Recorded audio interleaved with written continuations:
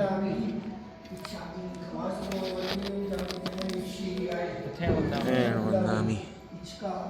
शिवराय सुखत्व शरीराविरावाद सुख से यात्रा निगोचोति स्वामी शारदाजी बात पाइलोला श्यामी खमासो वंदेयो जामी जय श्री आए दामी चारनो संदेशा भगवान अभुट्यो अभिपराया खामेयो जी श्याम खामे मीराया जानकी जीव पट्टियां पर पटे लगे पानी विनिव्या छे आला सलाम चरण समाचरण કરવા જોઈવા છે जानकी जी मध्य विनय परिणाम सोमवा भैरवा तुबे जन अहम जन संख्याम दुक्कड़म श्याम खवासमो विषय पट्टे करो इच्छा में नमस्ते करो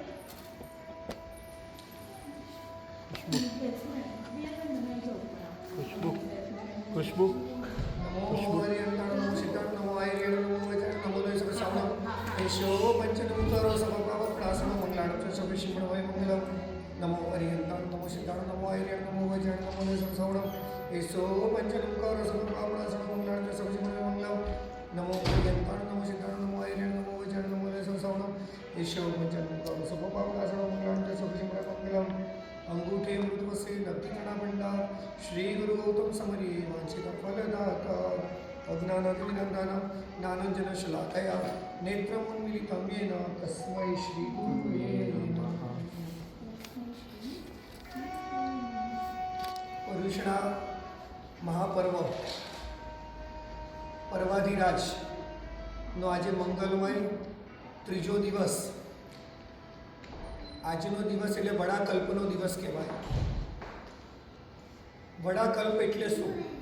આજથી દુનિયાભરની અંદર ઘણા બધા આરાધક આત્માઓ આજથી છઠની શરૂઆત કરશે। તો એની અંદર પણ આવે છે વડાકલ્પનો છઠ્ઠ કરી છે। વડાકલ્પ એટલે શું? વડા એટલે મોટું અને કલ્પ એટલે આચાર। આવતીકાલથી કલ્પસૂત્રનું વાંચન થશે। એ કલ્પસૂત્રના વાંચન વખતે સૌથી મોટો આચાર છે આપણું વાંચન કરવું, એ એની માટેનું છઠની આરાધના આજથી શરૂઆત થાય। ઘણા બધા આરાધકો આજથી છઠ કરશે। આજે કલ્પસૂત્ર જે લાભ લે પરિવાર એના ઘરે શ્રી સંઘ પગલાં કરશે, એના ઘરે કલ્પસૂત્ર નથી જતું। મેં કાલે એક વસ્તુ કીધેલી, પ્રતિમા રૂપે પરમાત્મા હોઈ શકે છે। એક સેકન્ડ આપણું કરી દો, મ્યુઝિક બંધ કરી દો, બંધ જ કરી ઓછું કરું કે બંધ કરી બંધ જ કરી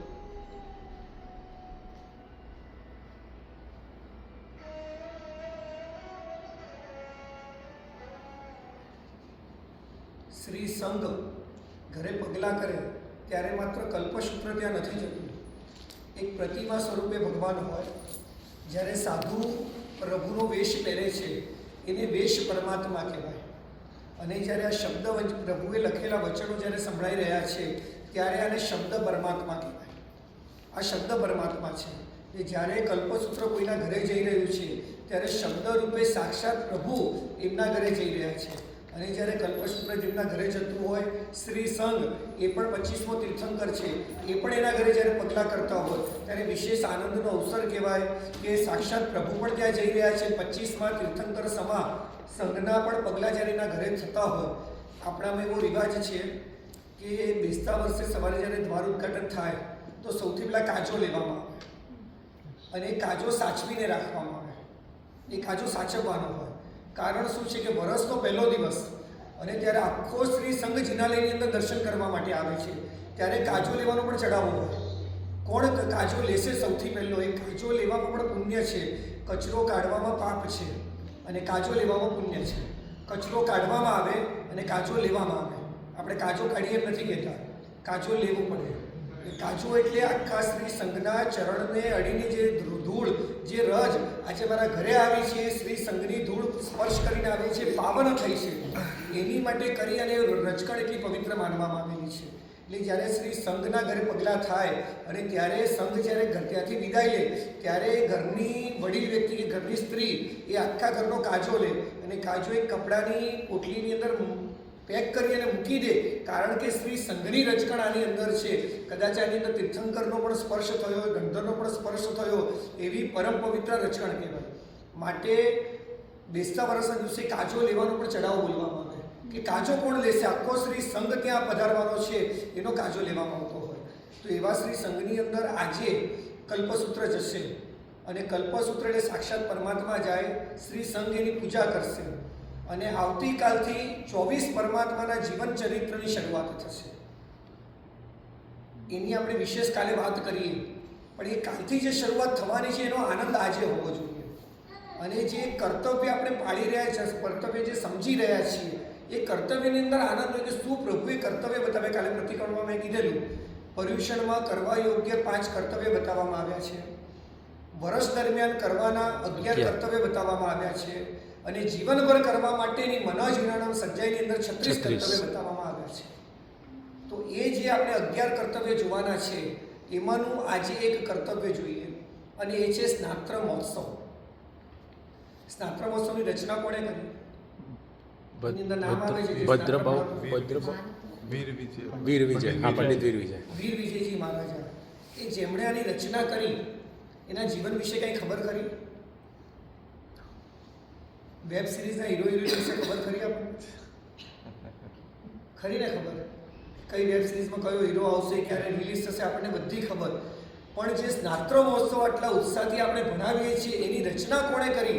વીર વિજયજી મહારાજે કોણ હતા, એમનો વૈરાગ્ય કેવો હતો, એમના જીવન વિશે આવે છે. એમનું નામ હતું વીરજી ભાવસાર. પંજાબની અંદર જેમને રહેવાનું, ત્યાં મહાત્માનું વિચરણ બહુ ઓછું, છતાં પણ પૂર્વભવના એક સંસ્કારને સહજ હૃદયની અંદર વૈરાગ્ય અને એકાદ મહાત્માનું ત્યાં વિચરણ થયું, પ્રવચન સાંભળીને હૃદયની અંદર વૈરાગ્ય પ્રગટ્યું. પણ વૈરાગ્ય પ્રગટ્યો એના પહેલાં લગ્ન થઈ ગયેલા હતા. હવે લગ્ન થયા અને વૈરાગ્ય પ્રગટે ત્યારે તો બેમાંથી કોને કોનું માનવું ને બહુ અઘરું પડે. એમ કહેવાય કે બહુ વૈરાગ્ય તો લગ્ન નહોતા કરવા. લગ્ન થયા, વૈરાગ્ય પ્રગટી ગયો અને ઘરે મા બાપને વાત કરી કે વૈરાગ્ય છે, હવે સંસારમાં રહી શકું એમ નથી, મને સંયમ લેવાની અનુમતિ આપો. હવે માતા પિતા એટલી સહેલાઈથી રજા આપી ન શકે, કારણ કે એકનો એક દીકરો હતો. એટલે માતા પિતા એક યુક્તિ કરી, દીક્ષા લેવાની રજા આપું, પણ એક જ શરત, મારે મારા પુત્રનું મોઢું જોવું છે. એટલે મા બાપને એમ હતો કે સંસારમાં પડશે, દીકરો દીકરી થશે એટલે વૈરાગ્ય બધો ભૂલી જશે. પણ વૈરાગ્ય મજબૂત હતો અને ત્યારે કીધું કે કંઈ તમારી ઈચ્છા છે પુત્રનું મોઢું, વાંધો નથી. પત્ની ગર્ભવતી થઈ, 9 મહિના પરિપૂર્ણ થવાના આરે હતા, ગમે ત્યારે સંતાન થઈ શકે. અને એ વખતે વીરજી ભાવસારની માતાએ વીરજીને આપી પાવલી, 25 પૈસા આપ્યા અને એક તપેલી આપી કે જે આની અંદર જઈને ઘી લઈ આપ. એ વખતે પાવલીમાં ઘી ઘણું બધું મળતું હતું અને ઘી લેવા માટે કરિયાણાની દુકાનમાં લાઈનમાં ઊભેલા હતા. હાથમાં પાવલી હતી ને તપેલી હતી, હજુ નંબર આવવાને વાર હતું. ત્યાં જ એક છોકરો દોડતો આવ્યો, વીરજી વીરજી વીરજી. તો કે શું થયું? તો કે તમારા ઘરવાળાએ હમણાં જ દીકરાને જન્મ આપ્યો છે, તમે પિતા બન્યા છો, આનંદ આનંદ. એટલે વીરજી તો ખુશ કે શું વાત કરે છે, મારા ઘરે દીકરાનો આનંદ, દીકરાનો જન્મ થયો, મારી માતા દાદી બની ગઈ, હું પિતા બની ગયો. કે હા વીરજી, તમને તરત માતા બોલાવે છે. અને ત્યારે કહે છે કે કામ કર લે, આ પાવલી અને આ લે તપેલી, આ પાવલી લઈ એ તપેલી અંદર ઘી લઈ લેજે અને મારી માતાને જઈને કહેજે કે વીરજી ગયો દીક્ષા લેવા. વૈરાગ્ય કેવો મજબૂત! માતાની ઈચ્છા શું હતી? મારે પુત્રનું મોઢું જોવું છે. પોતાના દીકરાનું મોઢું જોવા સુદ્ધા વીરજી ભાવસાર ઘરે નથી ગયા. વૈરાગ્ય હતું કે માતાની ઈચ્છા હતી ને એટલું પૂરું થઈ ગયું. દીકરાનું મોઢું, આ દીકરાનો જન્મ થાય આપણે એકવાર તો થાય ને, એટલે દીકરાનું એકવાર મોઢું તો જોઈ આવું, પછી બધી વિચારશું મારી પત્ની શું કહેશે, એનો વિચારીને નવો સમય છે, 6-12 મહિના છોકરું મોટું થાય પછી હું વાત કરું, કાંઈ જ નહીં. એવો વૈરાગ્ય પ્રગટ્યો અને ત્યાંથી પાવલી અને તપેલી આપી અને વીરજી ગયો દીક્ષા લેવા. અને જીન શાસનના મહાન આચાર્ય ગીતાર્થ ભગવાન થયા વીર વિજયજી મહારાજ, જેમના દ્વારા રચના કરવામાં આવી છે આ સ્નાત્ર મહોત્સવ. મેં કાલે સ્નાત્રનો અર્થ તમને કીધો. સ્નાત્રનો અર્થ સ્ના વત્તા તૃ. હવે સ્નાત્રની અંદર 5 કલ્યાણકોની ઉજવણી કરવામાં આવે. એની અંદર તમને કાલે મેં પ્રશ્ન કરેલો, પણ મેં જવાબ નહોતો આપ્યો. તમે કેમ કે મને ફરીથી પ્રશ્ન નહોતો કર્યો, એટલે પરમાત્માને પુષ્પ કઈ રીતે અને ક્યાં ચડાવવું પ્રશ્ન કરેલો મેં, એનો જવાબ નથી ખબર. એનો જવાબ સ્નાત્રની અંદર મૂકેલો છે. કુસુમાંજલિ મેલો આદિ જીનંદા. કુસુમ એટલે પુષ્પ અને અંજલિ એટલે આ અંજલિ. પરમાત્માને અંજલિબદ્ધ પુષ્પ ચડાવવાનું છે. આપણે પુષ્પ આમ ચડાવીએ, પરમાત્માને પુષ્પ આમ ચડાવવાનું છે. કુસુમાંજલિ મેલો આદિ જીનંદા. સ્નાત્ર મહોત્સવ કેવી રીતે ભણાવવાનો છે? સ્નાત્રની અંદર કેટલી કુસુમાંજલિ આવે? હા, કુસુમાંજલિ કેટલી આવે? કેટલી વાર તમે કુસુમાંજલિ મૂકો છો? ઘણી નથી ઘરે નોટો આવે ત્યારે ગણો કે પછી સાત ઘરે નોટો આવે ત્યારે ગણી सात के आठ મૂકવાની. 7 के 8 आदि जिनंदा वीर जिनंदा पार्श्व जिनंदा પ્રભુને નેમી ચડાવતા હોય जिनंदा, એટલે ગણીએ સર્વ નહીં जिनंदा, પ્રભુને તો ચડાવવાની जिनंदा, પ્રભુને ચડાવવાની છે તો ગણીને શું સાત. ચડાવવાની એમ? એટલી કુસુમાંજલિ આવે. 7 સાત કુસુમાંજલિ આવે. 7 સાત કુસુમાંજલિ આવે. હવે સાત જ કુસુમાંજલિ કેમ? આપણા શરીરની અંદર 7 ચક્ર છે. પાછળથી ગણો તો 7 ચક્ર છે. આ છેલ્લું 7મું ચક્ર. એ 7 ચક્રના દ્વાર ખોલવા માટે 7 કુસુમાંજલિ મૂકવામાં આવેલી છે. કુસુમાંજલિ કેમ મૂકવામાં આવી ને એ પણ આપણને ખબર નથી. કુસુમાંજલિ એની માટે મૂકવામાં આવે છે. સ્નાત્ર મહોત્સવની એક એક કડી અને એક એક એના જો તમે અર્થ સમજવા માટે જાઓ તો અદ્ભુત એમાં કયા કયા પુષ્પ ચડાવવા એ પણ અંદર લખેલું છે. પુષ્પના નામ પણ લખેલા છે. કુસુમાંજલિમાં ખાલી પુષ્પની જ કુસુમાંજલિ હોય, પુષ્પની જ કુસુમાંજલિ હોય. કુસુમાંજલિ લખ્યું છે. કુસુમ એટલે પુષ્પ. ચોખ્ખા ના હોય. ચોખા વર્ષો પહેલા પુષ્પની Alternate. ઉગવાનું બહુ ઓછું હતું. Alternate. પુષ્પ એટલા મળતા નહોતા. Alternate. ત્યારે આપણને એક અપવાદ માર્ગ આપવામાં આવ્યો બરાબર. કે તમે ચોખાની અંદર કેસર નાખીને પુષ્પનું કામ કરશે. મેં કાલે રાત્રે કીધું Yes. ડાયવર્સ અને રાજમાર્ગ. બરાબર. Yes, yes. પણ પુષ્પ ત્યારે હોય તો એ જ ચોખાનો વાપરવાનું. ઉપયોગ કર્યો. બાકી જો પુષ્પ ઉપલબ્ધ હોય તો ચોખાનો ઉપયોગ કરાય નહીં. ઓકે. યપ. પુષ્પનો જ ઉપયોગ કરાય. પુષ્પનો જ ઉપયોગ કરે. ઘણી વાર એવું બને કે પરમાત્માને પુષ્પ આપણે કેવી રીતે ચડાવીએ ખબર છે? મુગટની અંદર ચડાવવું હોય તો આ પુષ્પને નામ દબાવીને મૂકીએ. होल देखे तो ठोके થોડું આમ દબાવીને મૂકીએ. બરાબર? જેમ આપણો જીવ અહીંયા છે, અહીંયા કોઈ દબાવે તરત મૃત્યુ થાય, એમ પુષ્પની વચ્ચે પરાગ આવે. જે નાની નાની ડાળી છે ને, નાની ઝીણી ઝીણી, એને પરાગ કહેવાય. અને એ પરાગ એ પુષ્પનો જીવ છે. હવે તમે વચ્ચેથી જ આમ દબાવો છો એ વચ્ચે આવી ગયું પરાગ, અને પરાગને દબાવીને પુષ્પ ચડાવો છો, પુષ્પની હિંસા થઈ કે નથી? તો પુષ્પ એવી રીતે ચડાવાય ખરા? ન ચડાવાય. હવે બીજો પ્રશ્ન, પુષ્પ ક્યાં ચડાવાય? પુષ્પ ચડાવાય ક્યાં? તો એવો નિયમ છે કે પરમાત્મા ઉપર ચઢેલા બીજા પુષ્પને વેદના ન થાય એવી જગ્યાએ પુષ્પ ચડાવે. પરમાત્માના અંગ ઉપર જ્યાં પુષ્પ મૂકેલા છે એના સિવાય તમે ઘણીવાર આપણે કેવું થાય ખબર છે, મારે જમણા અંગુળે થોડું પુષ્પ ચડાવવાનું છે, એટલે જમણા અંગુળે પુષ્પ કોઈના ચડાવેલા હોય તો આમ ધક્કો મારી દઉં, ખસેડી દઉં અને પછી મારું પુષ્પ મૂકું, એ યોગ્ય નથી. જ્યાં બીજા પુષ્પને વેદના ન થાય એવી રીતે પુષ્પ ચડાવવું એ પુષ્પ ચડાવવાની વિધિ છે. એટલે આ રીતે પુષ્પ પરમાત્માને ચડાવવાનું છે. સ્નાત્રનો કદાચ જો અર્થ કરાવવા જઈએ તો આપણે ઘણો બધો સમય જોઈએ, પરંતુ સ્નાત્ર મહોત્સવ પણ ચઢાયેલા હોય પુષ્પ બધા, તો પછી જગ્યા જ ના હોય તો જો જગ્યા જ ન હોય તો વિવેકપૂર્વક ફૂલો લેવાના છે. ઘણા છે ને આમ કરીને ફૂલો લઈ લેતા હોય છે. અચ્છા. ઓકે. આમ કરીને ફૂલો લે છે. ત્યાં તમે એક એક પુષ્પ આમ થાળીની અંદર લઈ લો બરાબર. અને પછી તમે મૂકો. ઓકે. જીન શાસન આખું વિવેક ઉપર ટકેલું છે. જ્યાં વિવેક નથી ત્યાં ધર્મ નથી. સાચી વાત. વિવેક સૌથી પહેલા જીન શાસનની અંદર જોઈએ. ઘણીવાર એવું બને તમે ઇન્ડિયા જશો ને ત્યાં તમને જોવા માટે મળશે લગભગ બધે જ હું કરતો હું ચૈત્યવંદન અને અંદરથી બૂમ પાડે અભિષેક ચાલુ થાય છે એટલે ચૈત્યવંદન અધૂરું અને દોડતો જાઓ અભિષેક કરવા માટે. અભિષેક કરીને પાછો ચૈત્યવંદન કરવા આવું, પછી એમ કે ચલો હવે બરાસ પૂજા ચાલુ થાય છે એટલે ચૈત્યવંદન અડધું પત્યું પાછું બરાસ પૂજા કરવા માટે જાઓ. આ વિવેક નથી. આપણી છે ને જનરલી એવી માન્યતાઓ હોય, કરતા હોય એવું કે ચૈત્યવંદન ચાલુ કરું ને ત્યારે ચૈત્યવંદન કરવું કયું બોલું ને મનમાં વિચાર હોય, નમૂથુણમ ચાલુ કરું ત્યારે સ્તવન કયું બોલવાનું એ મનમાં વિચાર હોય, સ્તવન ચાલુ થાય ત્યારે થોય કઈ બોલીશ એ મનમાં વિચાર ચાલુ હોય, થોય જ્યારે ચાલુ હોય ત્યારે જલ્દી પતે તમારે ઘરે જવાનું છે એ વિચાર ચાલુ થાય. એટલે આપણે વર્તમાનની અંદર જે ક્રિયા કરી રહ્યા છીએ એમાં આપણો ઉપયોગ જ નથી. વર્તમાનની ક્રિયામાં ઉપયોગ નથી. જે છો એ વર્તમાનની અંદર આપણો વિવેક વગરનો ધર્મ છે. જ્યાં વિવેક નથી ને ત્યાં ધર્મ નથી. પૂજાની લાઈનો ધક્કા મૂકી કરી અને પૂજા કરવાનું, વચ્ચે ઘૂસી જવાનું, બીજાને અડચણ થાય એ રીતે આપણે ચૈત્યવંદન કરવાનું, બીજાને અડચણ થાય એ રીતે મોટે મોટેથી સ્તવનો બોલવાના, આ બધો વિવેક વગરનો ધર્મ છે. જ્યાં વિવેક છે ત્યાં ધર્મ છે. એટલે સ્નાત્ર મહોત્સવની જે વાત કરવામાં આવી છે, દેવો, હું તમને કહું, દેવો પાસે કળશો કયા કયા? 8 પ્રકારના કળશો કીધા છે. સોનાના, ચાંદીના, રત્નના. સોના ચાંદીના, રત્ન ચાંદીના, પછી સોનાના અને રત્નના, અલગ પ્રકારના 8 કળશો કીધેલા છે. 8 કળશો વડે પરમાત્માનો અભિષેક કર્યો. આપણી પાસે કયા કળશ? जर्मन से જર્મન સર. જર્મન એ પણ ગોબાવાળા. Yes. જર્મન સિલ્વરના છે ને એ ગોબાવાળા છે, એ પણ સારા નથી કળશો. Yes. બરાબર, આપણા કળશો એમાં પરમાત્માની ભક્તિમાં હંમેશા ઉત્કૃષ્ટ દ્રવ્ય વાપરવું. શક્ય હોય આપણા જિનાલયની અંદર ચાંદીનો જ કળશ હોવો જોઈએ મિનિમમ. અને જે મૂળ અમારા જિનાલયોમાં હોય કે મૂળના એક પરમાત્માનો ચઢાવો બોલી જે પહેલો અભિષેક કરે એની માટે સોનાનો કળશ હોય. તમે કોઈના લગ્નમાં જાઓ તો લોખંડની ચેન પહેરીને જાઓ, લોખંડની તાંબાની ચેન પહેરો કે ન પહેરો?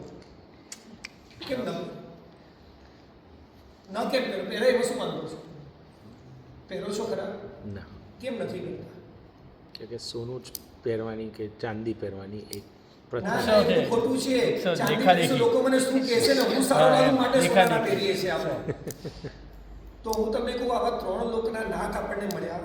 આ વિશ્વનું, આ 14 રાજલોકનું ઉત્તમમાં ઉત્તમ શ્રેષ્ઠ તત્વ કયું? તો પ્રભુ છે. અને એ શ્રેષ્ઠ તત્વને કયા તત્વથી પૂજા કરવાની? તો શ્રેષ્ઠ દ્રવ્ય. અને શ્રેષ્ઠ દ્રવ્ય આપણી માટે અત્યારે શું મળે છે? તો પરમાત્માના અભિષેક માટે સોનાનો જ કળશ જોઈએ. જો અનુકૂળતા ન હોય તો મિનિમમ ચાંદીનો કળશ તો પરમાત્માના અભિષેક માટે જોઈએ છે. આ ઉત્કૃષ્ટ દ્રવ્ય છે. કારણ કે ઉત્તમ ઉત્કૃષ્ટ તત્વની પૂજા ઉત્કૃષ્ટ દ્રવ્યથી કરી અને ઉત્કૃષ્ટ પદ આપણે મેળવવાનું છે. ઉત્કૃષ્ટ પદ એટલે મોક્ષ પદ છે. તો હંમેશા 3 ઉત્કૃષ્ટ જોઈએ. તો ઉત્કૃષ્ટ હોય તો આપણો દ્રવ્ય પણ ઉત્કૃષ્ટ જોવા જોઈએ. એટલે માટે જ્ઞાનીઓએ કીધું છે કે પરમાત્માની પૂજા માટે હંમેશા શ્રેષ્ઠ દ્રવ્ય વાપરવા જોઈએ. અત્યારે ઘણી બધી વાર એવું જોવા મળે, પરમાત્માને કપડાની ધોતી બનાવવામાં આવે, પરમાત્માને સાફાઓ પહેરવામાં આવે. સાફા એ શેઠ પહેરે અને મુકટ એ પરમાત્મા પહેરે. રાજા હંમેશા મુકટ પહેરે. રાજા સાફા પહેરેલા જોયા કોઈ દિવસ? રાજા ક્યારેય સાફા ન પહેરે. સાફા શેઠની નિશાની છે અને મુકટ એ રાજાની નિશાની છે. અને વસ્ત્ર એ તુચ્છ વસ્ત્રમાં ગણાય. એટલે પરમાત્મા માટે સોના અને ચાંદી શ્રેષ્ઠ પુષ્પ, સાચું સોના બાદલું આવે એ ઉત્તમ કેસર. આના સિવાય પરમાત્માની કોઈ પણ જાતની અંગ રચના કરાય નહીં. પરમાત્માના શરીર ઉપર હંમેશા તમે ઘણીવાર એવું જોવા મળે કે કાચની માળા હોય, સાદી માળા હોય, મોતીની માળાઓ પ્લાસ્ટિકની આપણે પહેરાવીએ છીએ. ક્યારે ન પહેરાવીએ?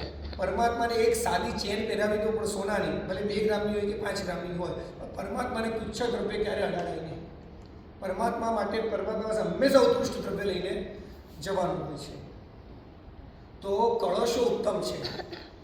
મેરુ પર્વત છે, આપણી પાસે ગોબાવાળું ત્રિગડું છે. ત્રિગડું પણ આપણું સારું નથી. એમની પાસે ક્ષીર સમુદ્રના જળ છે, આપણી પાસે મ્યુનિસિપાલિટીનું પાણી છે. આપણું દૂધ પણ કેટલા દિવસનું હોય, કેટલા દિવસ સુધી સ્ટોરમાં પડ્યું હોય અને આપણે લાવી અને પરમાત્માની પૂજા કરીએ. દેવો પાસે ઉત્કૃષ્ટમાં ઉત્કૃષ્ટ હોય. આપણા કરતાં ભાવો પણ એમના ઉત્કૃષ્ટ હોય, આપણા કરતાં વસ્ત્ર પણ એમના ઉત્કૃષ્ટ હોય. સુરતમાં એક બેન છે, બેન માટે કહું, એ બેનને 365 સાડી છે એમની પાસે, પણ 365 સાડી પૂજાની છે. અને રેગ્યુલર પહેરવા માટે એમની પાસે 10 થી 12 સાડી છે. અને પાર્ટી હશે કદાચ 10,000 કરોડની. પરમાત્માની પૂજા માટે 365 સાડી આજે પહેરી એ સાડી કોઈકને આપી દેવાની. સાડી બીજી વાર પ્રભુ માટે નહીં પહેરવાની. આટલા ઉત્કૃષ્ટ ભાવ આપણા ખરા. આપણે પૂજાની જોડે કેટલા વર્ષે બદલાય? ધોવાય કેટલા દિવસે? ધોવાય કેટલા દિવસે? ચલો બદલાય નહીં, ધોવાય કેટલા દિવસે? ધોવાતી પણ નથી. આજેના જે ઓફિસે પહેરેલા કપડાં આજે પહેર્યા છે એ 7 દિવસ સુધી રોજ ઓફિસે કપડાં પહેરો તો ચાલે કે નહીં ચાલે?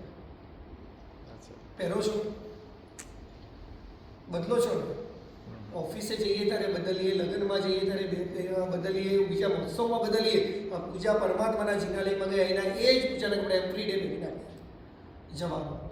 આપણી પાસે બધું નિમ્ન કક્ષાના સાધનો છે અને દેવો પાસે બધું જ ઉત્કૃષ્ટ કક્ષાના દ્રવ્ય છે. છતાં પણ એ ગમે તેટલા ભાવ ભાવે એ 4થા ગુણસ્થાનકેથી 5મા ગુણસ્થાનકે ક્યારેય જઈ ન શકે દેવ. અને શ્રાવક આવા ગોબાવાળા કળશ હોય, ગોબાવાળું ત્રિગડું હોય, મ્યુનિસિપાલિટીનું પાણી હોય, છતાં પણ એવા ભાવ ભાવી શકે કે સ્નાત્ર મહોત્સવ ભણાવતા એ કેવળ જ્ઞાનને પામી શકે. આની અંદર એક ઉદાહરણ સરસ લખવામાં આવ્યું છે. એક યુવાનના લગ્ન હતા, લગ્નની જાન નીકળી છે અને રસ્તામાં વચ્ચે જિનાલય આવ્યું. તો એને એમ થયું કે જિનાલય આવ્યું છે તો પ્રભુના દર્શન કરીને હું જાઉં. તમે ઇન્ડિયા જાઓ અને ઘરથી નીકળ્યા, વચ્ચે એક દેરાસર આવ્યું, તમને એમ થયું હું દર્શન કરીને જાઉં. 5 દેરાસર આવે તો ના જઈએ. ન જાઓ.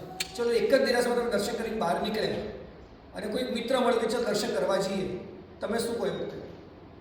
હમણાં જ કરીને હમણાં જ કરીને આવ્યો અને બજારમાં ચા પીધી મારી ઓફિસે પાછા આવ્યો હું વિચાર તમે એમ કે શું કહો? હમણાં જ પીધી એમ કહો કે પી લઈએ. બીજી પી લઈએ ને જીનાલીમાં બીજી વાર જવું તો કેવું જઈ ના અને ચા પીવી હોય તો કે મેં બીજી વાર પણ ચાલશે. લગ્ન છે, લગ્નના ભાવો કેવા હોય, જાન નીકળી છે અને વચ્ચે એક જીનાલય આવી મુનિ સુરસ્વામી ભગવાન એને એમ થયું કે લગ્ન કરવા જાઉં છું, સંસાર તો માંડી જ રહ્યો છું, સંસાર વધવાનો જ છે પણ એ પ્રભુનું જીનાલય છે તો પ્રભુની દર્શન પૂજા ભક્તિ કરીને પછી હું જાઉં. અને અંદર ગયો અને અંદર કેટલાક યુવાનો સ્નાત્ર મહોત્સવ ભણાવતા હતા અને એમ થયું કે શું સ્નાત્ર ભણાવી રહ્યા છે, અદ્ભુત સ્નાત્ર. અને એને એમ થયું કે મારો તો સંસાર છે, મારા ઘરના ઉત્તમ દ્રવ્યો પ્રભુની પૂજામાં ક્યાં વાપરું. અને એમ થયું કે મારા ઘરે છે સારામાં સારું અત્તર પડ્યું છે તો એક કામ કરું, આ લોકોના સ્નાત્ર મહોત્સવમાં અત્તર આપું, મારા ઘરનું કંઈક તો દ્રવ્ય વપરાય. અને એને યુવાનોને કીધું તમે રાહ જુઓ, હું મારા ઘરથી અત્તર લઈને આવું છું. આ ગયા લગ્ન હતા એટલે નીકળ્યો, એને એમ થાય કે લગ્નના માંડવે પહોંચીને હું અત્તર આપવા માટે આવું છું. અને આ બાજુ પેલા યુવાનોને એમ થયું કે આ ભાઈ આવે એમ લાગતા નથી, લગ્ન તો કોણ આપવા માટે આવશે. અને અત્તર વગર આ બધા સ્નાત્ર પૂરું કર્યું.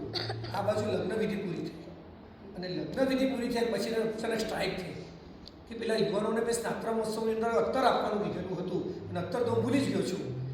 આ બાજુ એણે કીધું પહેલાં લગ્નનું બધું પછીની વાત છે, હું પહેલાં મારા ઘરેથી અત્તર લઈને પેલા યુવાનોને આપી દઉં. ઘરથી અત્તર લઈને આપવા માટે ગયો. હવે યુવાનો દેરાસરમાં હોય ખરા? નહીં.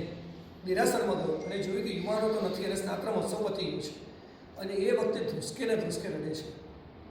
મારા ઘરનું આટલું પણ દ્રવ્ય હું પરમાત્માના સ્નાત્ર મહોત્સવમાં ના આપી શક્યો, કેટલો અભાગી છું, કેટલો દુર્ભાગી છું કે સંસાર વધારવાના બધા સાધનો મારા ઘરે છે પરંતુ એક અત્તર જેવી વસ્તુ પણ મારા પ્રભુના જીનાલયના સ્નાત્ર મહોત્સવમાં ન આપી શક્યો. અને ત્યાં ધ્રુસકે ને ધ્રુસકે રડે છે. આ મુનિ સુરસ્વામી પરમાત્માના સમયની વાત છે અને રડતા રડતા સ્નાત્ર મહોત્સવમાં મારી વસ્તુ ના આપી શક્યો. રડતા રડતા એ જ જીનાલયની અંદર એ યુવાનને હજુ લગ્ન થયેલા છે, હજુ તો જે વિદાય થવાની બાકી છે અને જીનાલયની અંદર એને કેવળ જ્ઞાનની પ્રાપ્તિ થાય છે. સ્નાત્ર મહોત્સવની અંદર આપણે અહીંયા સ્નાત્ર ક્યારે ભણાવે?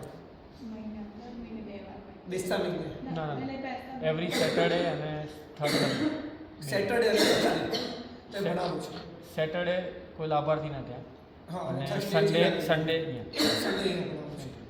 એક સાથે એવું ભણાવે ખરા, આખો શ્રી સંઘ ભેગો થાય, દરેક વ્યક્તિ પોતપોતાના ઘરથી ઉત્તમ દ્રવ્ય નૈવેદ્ય રૂપે લઈને આવે. નાના એવા મેરુ પર્વતની રચના થાય, છોકરીઓને 56 દીકરીમાળી બનાવવામાં આવે, છોકરાઓ 64 ઇંદ્ર બનાવવામાં આવે, સંગીતનો માહોલ હોય, 14 સ્વપ્ન જ્યારે આવે ત્યારે 14 સ્વપ્ન નાની નાની છોકરીઓ સ્વપ્ન હાથમાં લઈને આવે, 56 દીકરીમાળીઓ એક એક વસ્તુ લઈને આવે, છોકરાઓ ઇન્દ્ર બની અને પરમાત્માનો અભિષેક કરે. આવું સ્નાત્ર કોઈ દિવસ આપણે ભણાવ્યું ખરું? વર્ષમાં એકવાર આવું સ્નાત્ર અવશ્ય ભણાવવું જોઈએ. જ્યારે તમે સ્નાત્ર ભણાવો ને ત્યારે આવનારા વ્યક્તિઓને અને બાળકોને ખબર પડે. એક પ્રશ્ન પૂછું, પરમાત્માનો જન્મ થાય સૌથી પહેલી ખબર કોને પડે? બહુ સાદો સવાલ પૂછ્યો છે. સૌથી પહેલી ખબર કોને પડી? 56 દીપ કુમારી. સૌથી પહેલી ખબર જાણ કોને થાય કે પરમાત્માનો જન્મ થયો? કોને? ઇન્દ્રને ખબર ના પડે? ઇન્દ્ર પહેલો અભિષેક કરે છે. હા, ઇન્દ્રને ખબર પડે અને અહીંયા કે છે 56 દીપકુમારીને ખબર પડે. બરાબર, સાચો જવાબ છે 56 દીપકુમારી.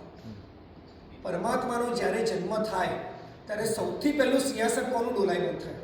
તો 56 દીપકુમારનું સિંહાસન ડોલાયમાન થાય અને એમને ખબર પડે પ્રભુનો જન્મ થયો છે. ત્યારે નીચે આવે અને 56 દીપકુમારી પરમાત્માનું સ્તુતિ કર્મ કરે. પરમાત્મા માતાની શુદ્ધિ કરે, દીકરાની શુદ્ધિ કરે, ઘર કરી કેળના માય સુત લાવતી, કર્ણ સૂચિ કર્મ જળ કળશ નવરાવતી. એટલે કે કેળનું ઘર બનાવે. માતાનું કેળનું ઘર અલગ હોય, નાના બાળકનું જે છે એનું કેળનું ઘર અલગ હોય. બંનેને સ્નાન કરાવે, શુદ્ધિ કરાવે, પછી જે નાડી છેદવાની આવે એ નાડી છેદવાની આવે. આ બધી જ ક્રિયા પરિપૂર્ણ થાય અને ત્યારે 56 દીપકુમારી પોતપોતાના દેવલોકની અંદર પાછી જાય ત્યારે ઇન્દ્રનું સિંહાસન ડોલાયમાન થાય. હવે ખબર પડી કે પરમાત્માનો જન્મ થયો છે. પછી ઇન્દ્ર નીચે આવે અને પ્રભુને અભિષેક માટે લઈને જાય છે. તો સૌથી પહેલી ખબર અને એનું નામ 56 દીપકુમારી કેમ છે? દીક એટલે દિશા અને કુમારી એટલે એને લગ્ન નથી કરેલા માટે કુમારી. એટલે 56 દીપકુમારી, પણ એક એક દીપકુમારીનો પરિવાર તમે જુઓ ને, એના દેવો, દેવોના સામાનિક દેવો, એના સૈનિક, એની સેના, લાખો ને કરોડોની સંખ્યામાં એક એક દેવીનો પરિવાર છે. એક એક દેવીનો પરિવાર લાખો અને કરોડોનો છે. એવી 56 દીપ કુમારીઓ પરમાત્માનો મહોત્સવ કરવા માટે આવે છે. અને આખા સ્નાત્ર મહોત્સવની કદાચ એમ કહું હાર્ટ ઓફ લાઈન મને 2 જવાબ ફિક્સ છે મળવાના છે. તો હું મારા હિસાબે કદાચ કહું તો મને લાઈન વધારે ગમે છે. સ્નાત્રની સૌથી મહત્વની કડી કઈ? આવડે જ ખરા સ્નાત્ર? જોઈને કે મોડે? મોડે બોલે. ઘર ઘર હર્ષ વધાય. ચલો ઓકે. બીજું પુત્ર તમારો સ્વામી અમારો. સ્વામી અમારો. પછી કદાચ હું મારા હિસાબે સર્વે મેં પોતે વાંચન ને અભ્યાસ કર્યા પછી હું પર્સનલ એવું માનું છું કે આખા શાસ્ત્રની જો હાર્ટ ઓફ લાઈન હોય, દીક્ષા કેવલની અભિલાષે નિત નિત જીવ ગુણ ગાવે, એનો અર્થ છે દેવો આખી જિંદગી દરમિયાન પરમાત્માની જે ભક્તિ કરે છે, જે સેવા કરે છે, જે આરાધના કરે છે, એની પાછળ લક્ષ્ય એક જ છે, દીક્ષા કેવળ ને અભિલાષે. પ્રભુ તારી આરાધના કરું છું, તારી ભક્તિ કરું છું, તારી પૂજા કરું છું, તારો સ્નાત્ર મહોત્સવ કરું છું, જે પણ કરું છું એનું અંતિમ લક્ષ્ય મારું શું? દીક્ષા અને કેવળ. આના સિવાય પ્રભુ આ તારી ભક્તિ સ્વરૂપે મારે કાંઈ જ નથી જોઈતું. તારી ભક્તિ સ્વરૂપે આ 2 વસ્તુ જોઈએ છે. એટલે નિત નિત જીનો ગુણ, નિત નિત એટલે રોજ, જીન એટલે પરમાત્મા, નિત નિત જીનો ગુણ ગાવે. પરમાત્માની આખી ભક્તિનું અંતિમ ફળ કયું છે? દીક્ષા અને કેવળ. એટલે દેવો પણ આટલી ઉત્કૃષ્ટ ભક્તિ કરવા પછી પણ પ્રભુ પાસે માત્ર અને માત્ર દીક્ષા અને કેવળ જ્ઞાન માંગે છે, એનાથી વિશેષ કાંઈ જ માંગતા નથી. એટલે પ્રભુ મારે પણ જો તારા ભક્તિના પ્રભાવે જોઈએ, તારી ભક્તિ કર્યા પછી જો મને કંઈ જોઈતું હોય તો પ્રભુ માત્ર દીક્ષા જોઈએ છે, માત્ર કેવળ જ્ઞાન જોઈએ, એનાથી વિશેષ મારે કાંઈ ન જોઈએ. એવા અદ્ભુત આ સ્નાત્ર મહોત્સવ એકવાર અવશ્ય આયોજન કરવું જોઈએ. નાના જેવું હવે ઘણું નાના ટેબલો હોય એની પર નાનું કંતાન જેવું મૂકી એક મેરુ પર્વત બનાવો, દીકરાઓને સમજાવો આ 64 ઇન્દ્ર કોણ છે. અંદર છે ને લખ્યું છે, અંદર સ્નાત્ર સમજાવી બેસું ને તો આખું પરીક્ષણ પૂરું થઈ જાય. હું એક સવાલ પૂછું, 14 રાજલોક એટલે 18 દીપની અંદર સૂર્ય અને ચંદ્ર કેટલા છે? આનો જવાબ પણ સ્નાત્રની અંદર લખેલો છે. હવે છે ને એક સ્નાત્ર ભવ્યથી ભવ્ય ભણાવો, અર્થ સાથે ભણાવો. આ વીર વિજયજી મહારાજે આવા ગીતાર્થ મહાપુરુષે જે સ્નાત્ર ભણાવ્યું છે એની એક એક કડીના જ્યારે અર્થો તમે સમજશો ને આમ તમને એમ થશે કે શું પ્રભુ તારું શાસન મળ્યું છે. એક એક કડીને એક એક વિજ્ઞાને જે શોધ નથી કરી શકી, વિજ્ઞાને જેટલી શોધ કરી છે જીન શાસન ઉપરથી કરી છે. વિજ્ઞાન પાસે પોતાનું કોઈ જ્ઞાન છે જ. બોલો સૂર્ય અને ચંદ્ર કેટલા સ્નાત્રની અંદર આવે છે? કડી બોલું એના પરથી પણ કદાચ તમે ગણતરી ગણી શકો. આ બધા સીએ છે, ગણતરી ગણી શકશે. આ બંને સીએ બેઠા છે. ચંદ્રની પંક્તિ 66 રવિ શ્રેણી અંદર લોકો. બોલો આની અંદર જવાબ આવી ગયો. કેટલા? મેં કીધું ગણતરી શબ્દ બોલે છે નહીં સમજતા. 66 ચંદ્રની પંક્તિ 66. વચ્ચે મેરુ પર્વત છે, 66 ચંદ્ર આ બાજુ છે અને 66 ચંદ્ર આ બાજુ છે.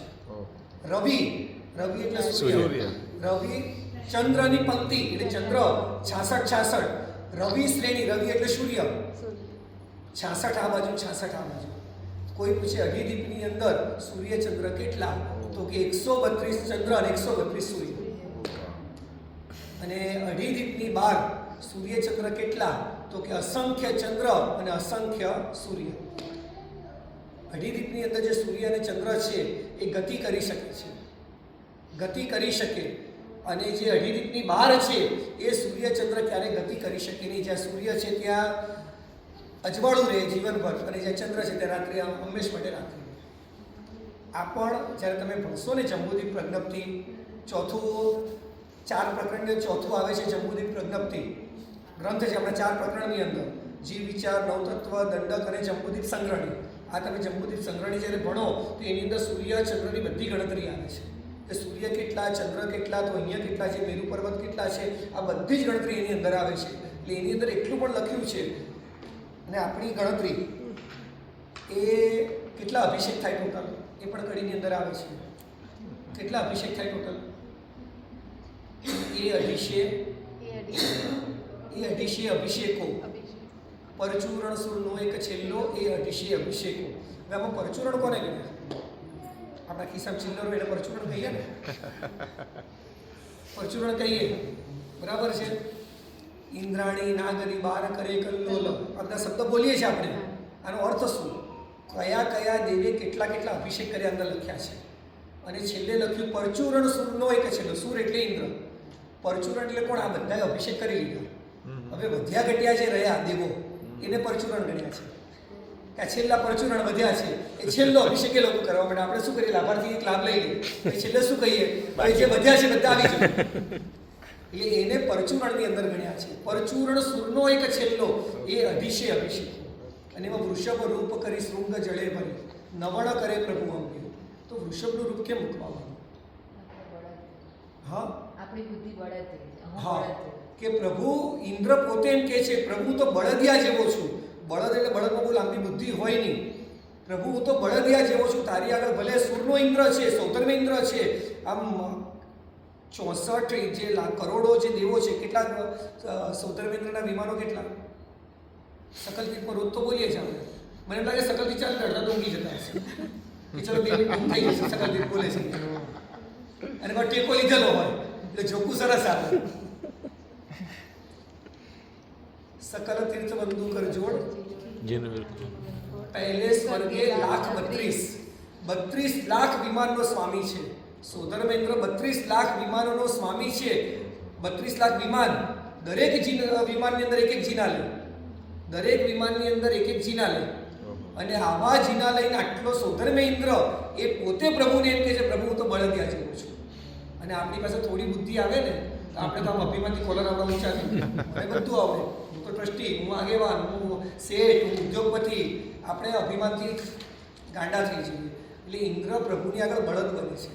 અને પ્રભુ કે હું તો પરમાત્મા બુદ્ધિ વગરનો છું, બળદિયા જેવો છું, જે છું તમારો દાસ છું, મને બીજું કાંઈ નથી આવડતું. પ્રભુ તું જે આપે ને મને જોઈએ, તું જેવી બુદ્ધિ આપે મારી બુદ્ધિ, પણ પ્રભુ મને વિશેષ કાંઈ ન જોઈએ, હું તો બળદ જેવો છું. અને એ બળદ પોતે બુદ્ધિ વગરનો હોય એટલું સમજી લેજો. જીન શાસનની અંદર ઘણા છે બુદ્ધિશાળીઓના જન્મ થયા છે. જ્યાં બુદ્ધિનો પૂર્ણ વિરામ થાય ત્યાંથી શ્રદ્ધાની શરૂઆત થાય. જ્યાંથી બુદ્ધિનો પૂર્ણ વિરામ થાય ને ત્યાંથી શ્રદ્ધાની શરૂઆત થાય. તમે જીન શાસનની બુદ્ધિ લગાવવાની શરૂઆત કરો એટલે સમજી લેજો શ્રદ્ધા નહીં આવે. સાચી વાત. બુદ્ધિનો પૂર્ણ વિરામ મૂકી દેવાનો. બુદ્ધિ લઈને ક્યારે જીનાલયમાં જવાય જ નહીં. આપણે પૂજા કરતા હોય કોઈ એમ કહે કે ભાઈ પૂજા આમ ન કરાય, ભાઈ હું કરું છું, મને ખબર પડે છે, કહીએ મને ખબર પડે તો રોજ કરું છું પૂજા. સારું ભાઈ તમે કહેતા હશો એમ, સારું હવે આમ કરીશ. પણ આપણે આપણી માન્યતા બદલવાની નથી. બદલી આપણી માન્યતા જલ્દી. તમે 50 વર્ષથી પૂજા કરતા હો, કોઈ નાનો 15 વર્ષનો છોકરો આવીને તમને કહે કે કંકલ આમ નહીં આમ પૂજા કરાય, બોલો આપણે માની લઈએ એનું? કેમ નહીં માને? એને શું ખબર પડે? એ તો 15 વર્ષનો છે, આપણે તો 50 વર્ષ, કેટલા વર્ષોથી પૂજા કરું છું. એટલે આપણે નથી બદલી શકતા. એટલે આપણી બુદ્ધિ છે ને જ્યારે જીનાલયની અંદર જાઓ ત્યારે બુદ્ધિ ઘરે મૂકી જવાની છે. બુદ્ધિ લઈને નથી જવાની, માત્ર શ્રદ્ધા લઈને જવાની છે. અને શ્રદ્ધા લઈને જશો ને, આજ સુધી બુદ્ધિના જોડે એક પણ આત્મા મોક્ષે નથી ગયો. આજ સુધી જેટલા પણ આત્મા મોક્ષે ગયા માત્ર ને માત્ર શ્રદ્ધાના બળે મોક્ષે ગયેલા છે. એટલે આવો અદ્ભુત સ્નાત્રમહોત્સવ વર્ષની અંદર એકવાર અવશ્ય ભણાવવો જોઈએ. એ તમારે દિવસ નક્કી કરવાનો. ચૈત્ર સુદ 13 આવે, આદિનાથ પરમાત્માનો જન્મ કલ્યાણક આવે, પાર્શ્વનાથ ભગવાનના પૌષ દસમીના 8મ આવે ત્યારે પરમાત્માનો જન્મ કલ્યાણક થાય ત્યારે તમે કરાવી શકો. નેમિનાથ ભગવાનનું શ્રાવણ સુદ 5મ આવે ત્યારે. પણ આવા જે વિશિષ્ટ દિવસો આવે ત્યારે અવશ્ય દિવાળીનો દિવસ આવે. આવા જ્યારે વિશિષ્ટ દિવસો આવતા હોય ત્યારે વર્ષની અંદર એકવાર ઠાઠમાઠથી અવશ્ય પરમાત્માનો સ્નાત્ર મહોત્સવ કરવો જોઈએ. અને પણ કહેવાય કે તમને કોઈ પણ જાતની તકલીફ હોય તો એને દૂર કરવાનો એક રસ્તો આપો. તમે પરમાત્માને ઘીથી તરબોળ નૈવેદ્ય બનાવવાનું. નૈવેદ્ય બનાવ્યા પછી 4 આંગળ કરે ને એટલું ઘી નાખવાનું.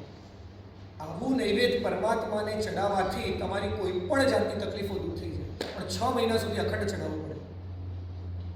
આવું નૈવેદ્ય ધરાવવાથી કોઈ પણ જાતની તકલીફો દૂર થાય. આ ઉત્તમ દ્રવ્ય કહેવાય. જ્યારે તમે જીનાલયની અંદર હવે તમે દિવાળી આવશે ત્યારે ઘણા પૂજા કરવા આવશે, નૈવેદ્ય ચડાવશે. કયું નૈવેદ્ય ચડાવે ખબર? તમે કોઈ કાજુ કતરી ચડાવે, બરાબર? ડ્રાયફ્રૂટ 8 મહિના પ્રભુને ચડાવાય ખરા? ના ચડાવાય. ઘણા ચડાવે છે. ચડાવે છે, સાચી વાત. બરાબર છે. જે વસ્તુ અભક્ષ્ય છે 8 મહિના માટે તમે ઘરે ખાવ છો એ તમારો વિષય છે. પણ જે વસ્તુ જ અભક્ષ્ય પરમાત્માએ 8 મહિના બતાવી છે અને 8 મહિના તમે જીનાલયમાં મૂકો છો, એ અભક્ષ મુકાય ક્યાંથી? હું કહું કે સુખડી બનાવીને મૂકી દેજો દેરાસરની અંદર. પણ ક્યારે ડ્રાયફ્રૂટવાળી મીઠાઈ આ 8 મહિના પ્રભુની સમજ ધરાય નહીં.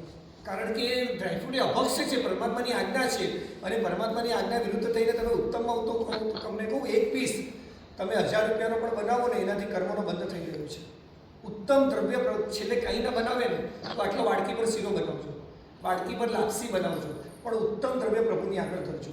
અભક્ષ્ય દ્રવ્ય પ્રભુની આગળ ક્યારે ચઢાવાય નહીં. તો આવું એક અનુકૂળ આવે તો દિવાળીના દિવસો આવે છે, પાર્શ્વનાથ ભગવાનનું જન્મ કલ્યાણક આવશે ત્યારે એકવાર આવો ઉત્તમ સ્નાત્ર મહોત્સવ 100% સંઘની અંદર ભણાવવું જોઈએ, અને એ સ્નાત્ર જળ શ્રી સંઘના દરેકે દરેક ઘરની અંદર છાંટવામાં આવે. સંઘની સારામાં સારી ઉન્નતિ એના દ્વારા થશે. એટલે આવું એક સ્નાત્ર મહોત્સવ અદ્ભુત વર્ષમાં એકવાર ભણાવવાનું કર્તવ્ય આપણને બતાવવામાં આવ્યું છે. એના પછીનું કર્તવ્ય આવ્યું છે દેવ દ્રવ્યની વૃદ્ધિ. અહીંયા માત્ર એક શબ્દાર્થ મૂકવામાં આવ્યો છે, દેવ દ્રવ્યની વૃદ્ધિ કરાવી જોઈએ. એનું કારણ કે જ્યારે ગ્રંથો છપાયા, લખાણ શરૂ થયું, એ વખતે અન્ય ધર્મના આક્રમણો જીન શાસન ઉપર બહુ બધા હતા. અને તમને કહું આજે પણ જીન શાસન ઉપર આક્રમણ ચાલે છે. પણ કોનું આક્રમણ ખબર તમને? આપણા જ લોકોનું. આપણા બાળકો ઉપર કુસંસ્કારોનું આક્રમણ ચાલી રહ્યું છે. પશ્ચિમી દેશોની સંસ્કૃતિ દ્વારા આપણા બાળકો ઉપર કુસંસ્કારોનું ભયંકર આક્રમણ ચાલી રહ્યું છે. ઇંગ્લિશ મરાઠી બધું છે ઘણું, બરાબર. અત્યારે કદાચ જિનાલય બચાવવું જેટલું જરૂરી છે ને એના કરતાં પણ જિનાલય બચાવવાવાળાને બચાવવા જરૂરી છે. જિનાલય કોણ બચાવશે? આપણી નવી પેઢી. બરાબર છે. હવે નવી પેઢી જ નહીં બચે તો જિનાલયો બચશે ક્યાંથી? આપણે આપણા બાળકોને સંસ્કાર આપવામાં ઉણા પડ્યા છે. સવાર પડે અને પ્રભુના દર્શન કરી નૌકારસી કરવી એવું આપણે હજુ સુધી નથી શીખવાડ્યું, એવું નથી કહેતો, પણ આપણે એ શીખવાડવામાં ઉણા પડ્યા છીએ. દીકરા રોજ સવાર પડે અને અડધો કલાક વાંચન કરવું પડે, આપણે નથી શીખવાડતા. ઘરે આપણા કોઈના ઘરે તો અહીંયા આ દેશની અંદર તમને ગુરુ ભગવત મળે એમ નથી. એવરી ડે ગૌતમ સ્વામી કે આપણા ઉપકારી ગુરુ ભગવતનો ફોટો હોય, એવરી ડે ગુરુવંદન કરવાની ટેવ પાડી આપણે. સવારે દીકરા દેરાસર ભલે અહીંયા જ પરમાત્માના પોતાના દર્શન કર, આ ગુરુ ભગવાન છે, ગુરુ ભગવાનના વંદન કર, અને વંદન કરી અને ગુરુ ભગવાન પાસે માંગો કે હિચકારી પર પસાઈ કરી પચકાડનો આદેશ આપશો જી, અને પછી ઘરના વડીલ તમને આદેશ આપે અને પછી તમારે પચકાડ પાડવાનું. આ ગુરુ ભગવાન છે, એનો ઉપકાર છે. આવું આપણે દીકરાને શીખવાડ્યું ખરા? કેમ નહીં? ગુરુ ભગવાન અહીંયા મળતા નથી, પણ ગુરુ ભગવાન કહેવાય અને મારે વંદન રોજ કરવા જોઈએ એવા સંસ્કાર કોણ આપશે? એ આપણે આપવા પડશે. દીકરા આઈસ્ક્રીમ ન જ ખવાય, આવું શીખવાડ્યું ખરા? પણ કે કૂવામાં જ નથી, હવાડામાં ક્યાંથી આવશે? કૂવામાં જ નથી, હવાડામાં આવશે ક્યાંથી? આપણને જ નથી ખબર પડતી કે આપણે ખવાય કે ન ખવાય. આપણે એ સંસ્કાર આપણે નથી શીખ્યા. બહારના દેશમાં આવીને આપણે બધું જ થોડું ઘણું તો ચાલે એ જીન શાસનમાં ન ચાલે, ચાલશે એ જીન શાસનમાં નહીં ચાલે. એટલે એ વખતના સમયની અંદર આવા આક્રમણો બહુ થતા. મંદિરો તોડવાના, જિનાલયો તોડવાના, પ્રતિમાઓ તોડવાના આક્રમણો ખૂબ ચાલતા હતા. મોગલોનું આક્રમણ આવ્યું, બૌદ્ધોનું આક્રમણ આવ્યું, ઘણા બધા આક્રમણો આવ્યા, અને જેના કારણે મંદિરો બધા તૂટવાની શરૂઆત થઈ. હવે એ વખતે આપણી સંસ્કૃતિને, ધર્મને બચાવવા માટે, લોકોને ધર્મથી જોડવા માટે આપણી પાસે એક જ રસ્તો હતો, જિનાલય અને મૂર્તિ. હવે આપણી પાસે હતા નહીં. એટલે એ વખતે નવા જિનાલયોના નિર્માણ કરવા જરૂરી હતા, પ્રતિમાઓના નિર્માણ કરવા જરૂરી હતા. હવે આપણી પાસે દેવદ્રવ્યના રૂપિયા નહોતા. એટલે એ વખતે આપણે દેવદ્રવ્ય માટેની પ્રેરણાઓ કરવામાં આવી, અને એ વખતે આ ગ્રંથોની લખાવાની શરૂઆત થઈ. એટલે મૂકવામાં આવ્યું કે દેવદ્રવ્યની વૃદ્ધિ કરવી જ જોઈએ, અને 100% કરવી જોઈએ. પરંતુ જ્ઞાનીઓ અને ગુરુમાં આપણે કહેતા, જે કાળે જે ક્ષેત્ર સીધાતો હોય એ ક્ષેત્રની વૃદ્ધિ કરવી એ સૌથી મોટું આપણું કર્તવ્ય છે. કોરોના હતો ત્યારે સાધર્મિક ભક્તિ કરવી ઉત્કૃષ્ટ કાર્ય હતું. બરાબર.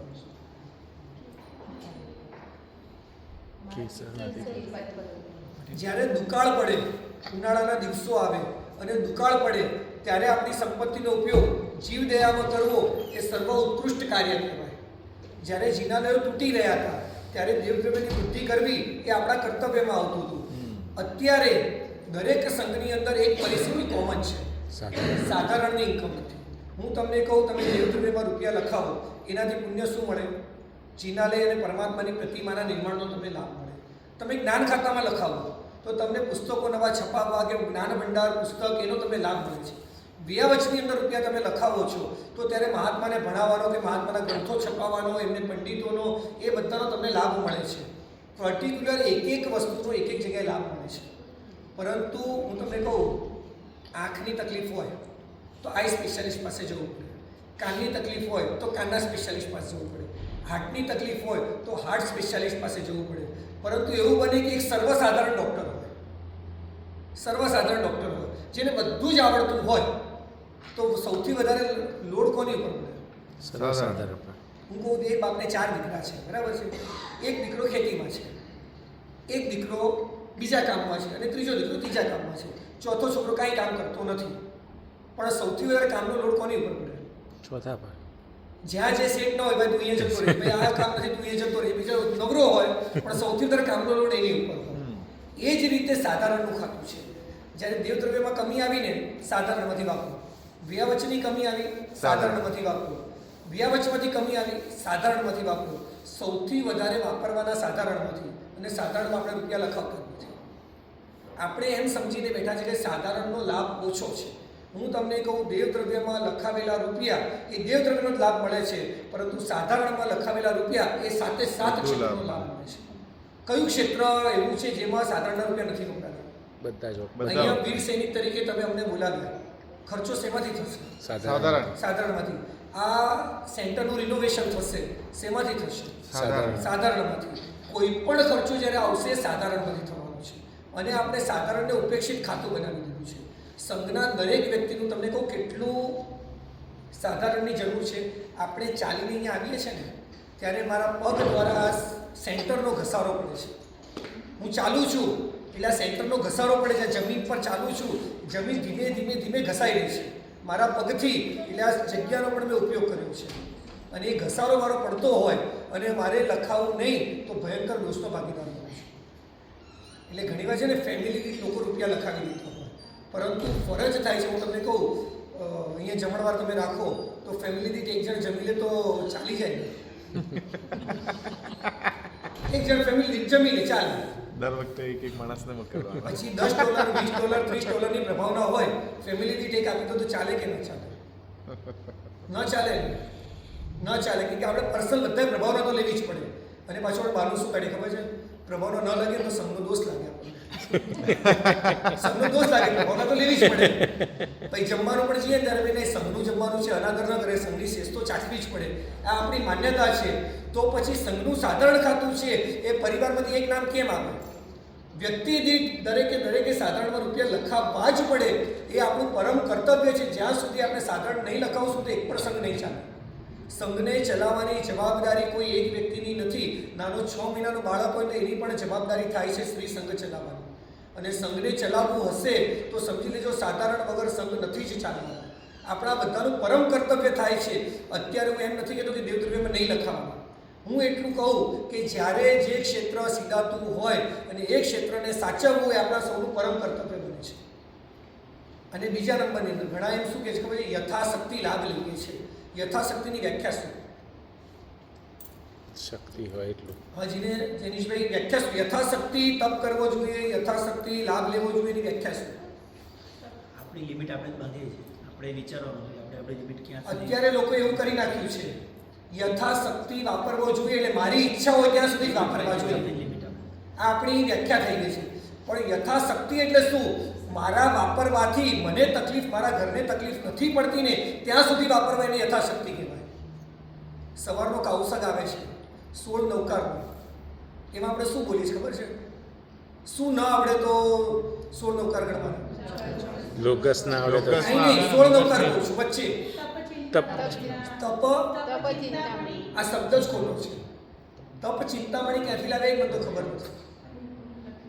તપ ચિંતામણી, તપ ચિંતામણીનો કૌશક છે. એમાં શું ચિંતવવાનું છે? 6 મહિનાનો ઉપવાસ હું કરી શકું, મારી શક્તિ નથી, મારી તાકાત નથી, આ નથી તે નથી, એમ કરતાં 5 મહિના 25 દિવસ, 5 મહિના 20 દિવસ, એમ કરતાં મેં વધુમાં વધુ 28 કરી છે. તો એ વખતે એમ બોલવાનું, શક્તિ છે પરિણામ નથી. ત્યાં સુધી એમ બોલવાનું, શક્તિ નથી પરિણામ નથી, શક્તિ નથી પરિણામ નથી, શક્તિ નથી પરિણામ નથી. માસક શ્રવણ થઈ ગયું હોય આપણું એકવાર, તો જ્યારે 30 ઉપવાસ આવે ને ત્યારે એટલું બોલીને અટકવાનું છે, શક્તિ છે પરિણામ નથી. આ તપનું ચિંતન કરવાનું છે.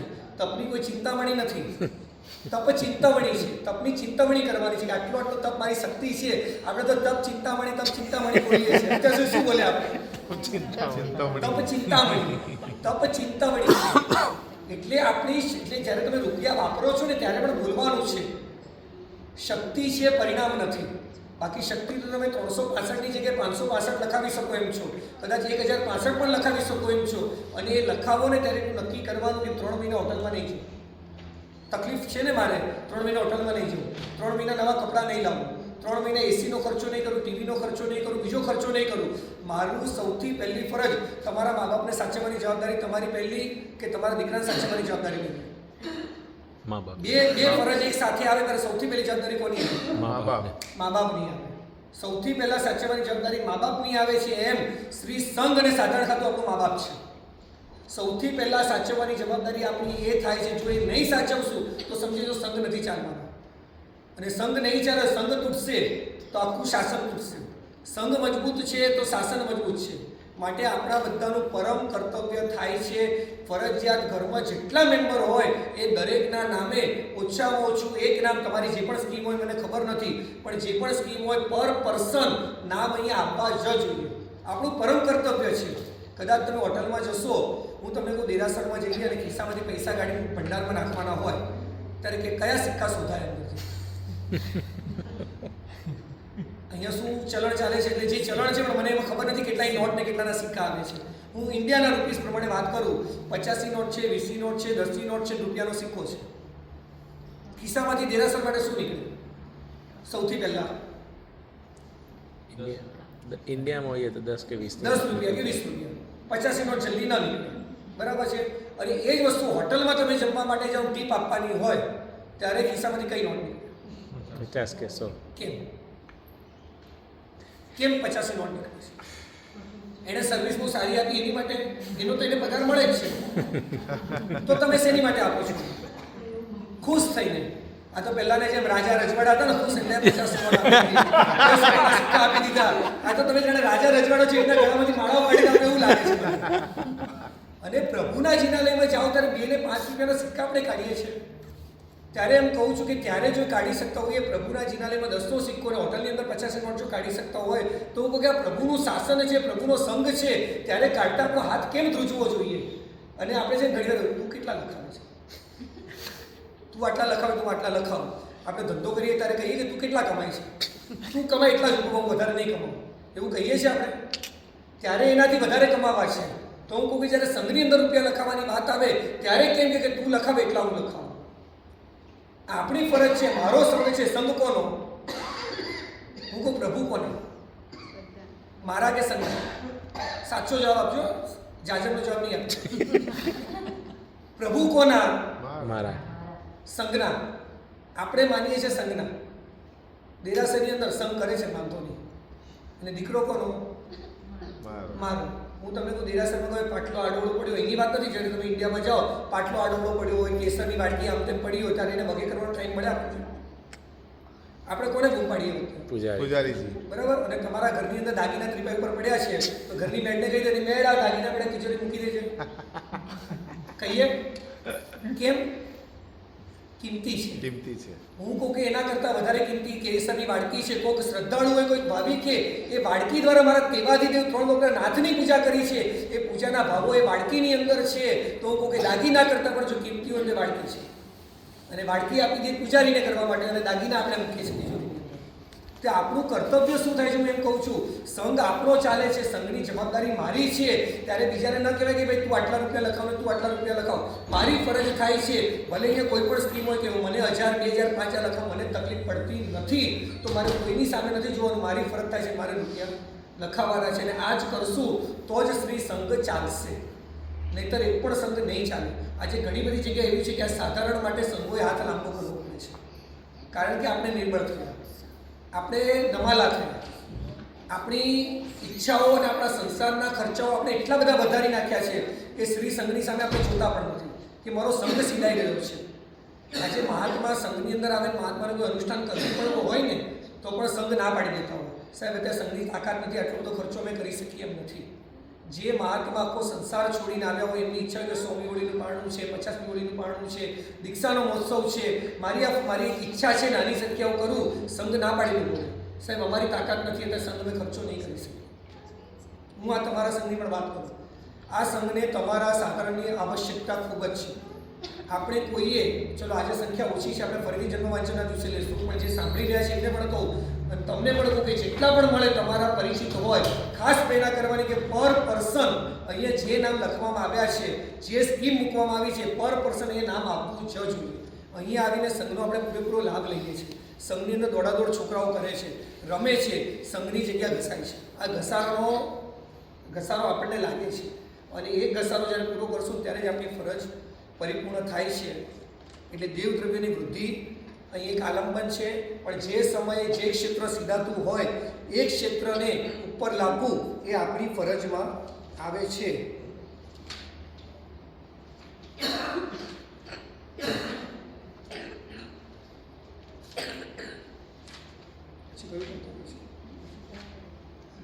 અને છઠ્ઠું કર્તવ્ય છે મહાપૂજા. એ કર્તવ્ય લઈને આપણે દેવર્ષિભાઈને આપીએ. મહાપૂજા. તમે પરમાત્માને આંગી બહુ સરસ કરેલી હોય અને ઘરે દીકરાઓનું તો છોડી દો, એ તો નાના છે, પણ તમારા મિત્રોને પણ જે વડીલ છે 30, 35, 40 વર્ષના છે એને દર્શન કરવા જિનાલયની અંદર મોકલવા છે, ત્યારે તમે શું કહેશો? સરસ આંગી બહુ સરસ કરેલી છે, બધું બહુ સરસ કરેલું છે અને કોઈ દર્શન કરવા નથી જતું, ત્યારે તમે એને શું જવાબ આપો? સરસ આંગી બહુ સારી જ કરી છે. શું છે આંગી? આંગી બહુ સારી કરી. પછી એના દર્શન કરવા જશે. કરવા જશે, બરાબર છે. આંગીના દર્શન કરવા મોકલવાના. આંગી તો નીચે ઉતારી મૂકી દેવાની ભાઈ આ બધાના ઘરે મોકલી દેજો, આંગી છે દર્શન કરી લો, ચાલે? તો આંગીના દર્શન કરવા માટે મોકલવાના. પ્રભુના દર્શન. તો તમે આપણે બોલીએ છીએ શું? જવાબ શું હોવો જોઈએ આપણો?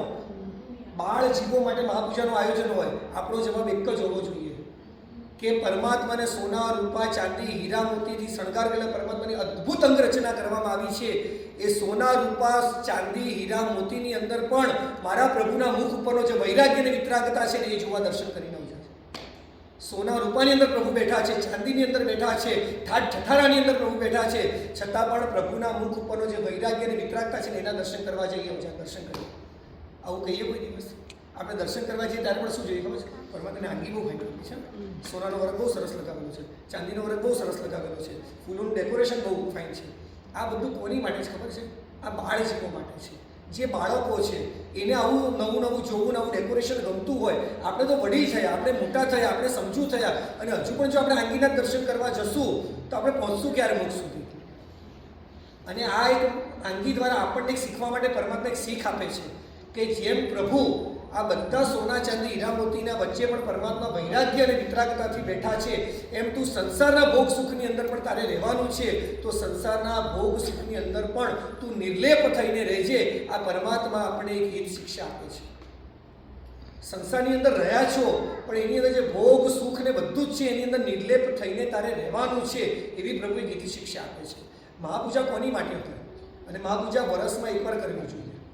અને મહાપૂજા એટલે શું? મહાપૂજા એટલે અદ્ભુત શણગાર.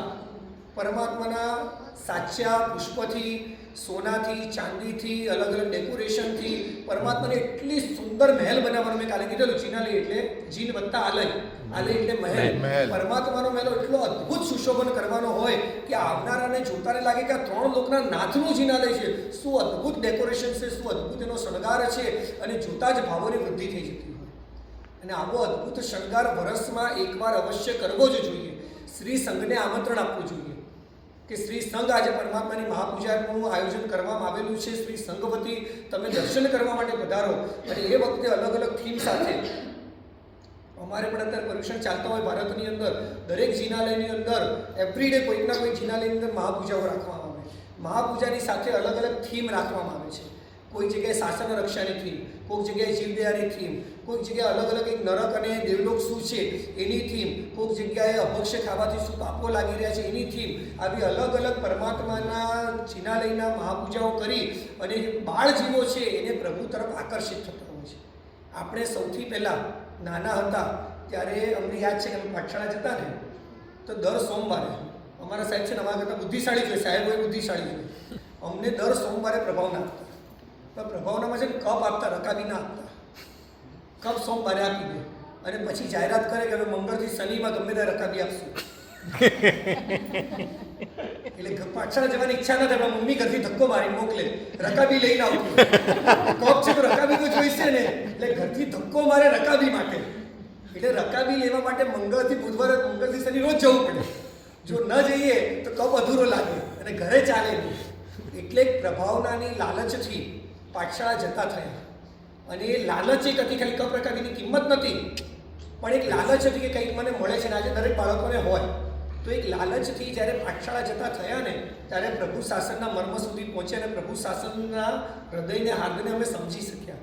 તો એમ બાળ જીવોને પણ પ્રભુ શાસનથી એટ્રેક્ટ કરવા માટે, પ્રભુ તત્વ શું છે, પ્રભુનું અદ્ભુત શાસન શું છે, એ પ્રભુના જોડાણ માટે પણ વર્ષમાં એકવાર આવું અદ્ભુત મહાપૂજાનું આયોજન કરવું જોઈએ. બાળ જીવો માટે છે. આપણે મોટા થયા, આપણે પણ હવે ગમે ત્યારે આંગી અદ્ભુત હોય, શણગાર હોય ને ત્યાં દર્શન કરવા આ જજો કે પ્રભુના આંખોમાંથી કેવી કરુણા જરી રહી છે. શું અદ્ભુત પ્રભુની કરુણા, પ્રભુની શું વિતરાગતા, પ્રભુના મુખ પરનું શું વૈરાગ્ય છે. આ અદ્ભુત દર્શન કરવા આપણે જવાનું છે. અને બાળ જીવોને આવી અદ્ભુત સુંદર મજાની મહાપૂજા કરી અને મહાપૂજા દ્વારા એ લોકોને પ્રભુ શાસન સાથે, કારણ કે કાલે કીધેલું અત્યારે બિલાડીની ટોપલી જેવા ધર્મો ઉલ્યા ફાલ્યા છે. મન ફાવે એમ, ક્યાંય પ્રભુના શાસનની આજ્ઞા નથી, ક્યાંય પ્રભુના શાસનનું એક પણ અનુષ્ઠાન નથી. માત્ર ને માત્ર લોકોને જે ગમી રહ્યું છે એ પ્રમાણે પ્રભુના શાસનને એ લોકોએ વાળી દીધું છે. સાચી વાત છે. અને આના કારણે લોકો પ્રભુના શાસનથી દૂર થઈ રહ્યા છે. સમજી લેજો કે જ્યાં કઠિન હશે, જ્યાં અઘરું હશે, ત્યાં સાચું શાસન હશે. જ્યાં તમને સહેલાઈ આપવા માંડશે ને કે આમ કરશો તો પણ ચાલશે, આમ કરશો તો પણ ચાલશે, આમ કરશો તો પણ ચાલશે, જ્યારે ચાલશે આવે ને ત્યારે સમજી લેવાનું એ લોકો પ્રભુ શાસનના રાગી નથી બનાવી રહ્યા, એ પોતાના રાગી બનાવી રહ્યા છે. જ્યારે પોતાના રાગી બને ત્યારે પોતાનો ભક્ત વર્ગ બનવાનો છે. પ્રભુ શાસનના રાગી બનાવશે તો પોતાનો ભક્ત નહીં બને, અને પોતાનો ભક્ત નહીં બને તો ચાલશે નહીં. માટે એ લોકો પોતાના રાગી બનાવી રહ્યા છે. માટે જ્યારે પણ આવું બને ત્યારે સમજી લેજો કે થોડું કઠિન છે, અઘરું છે, પણ મોક્ષે જવું સહેલું છે નથી. તો કઠિન રસ્તો અપનાવવો જ પડશે.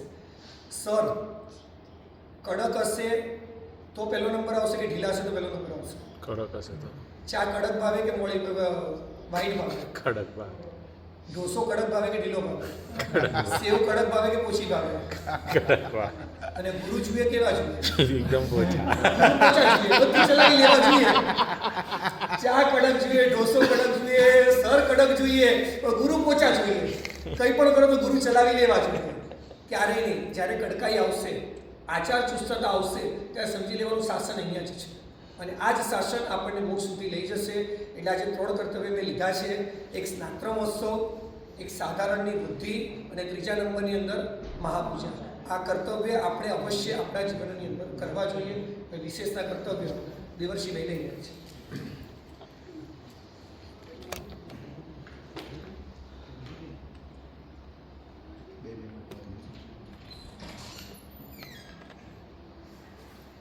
ભક્તિ એવું સરસ માધ્યમ છે કે આપણે બધા પાછા ભીના થઈ જઈએ, વિનંતી કરીએ.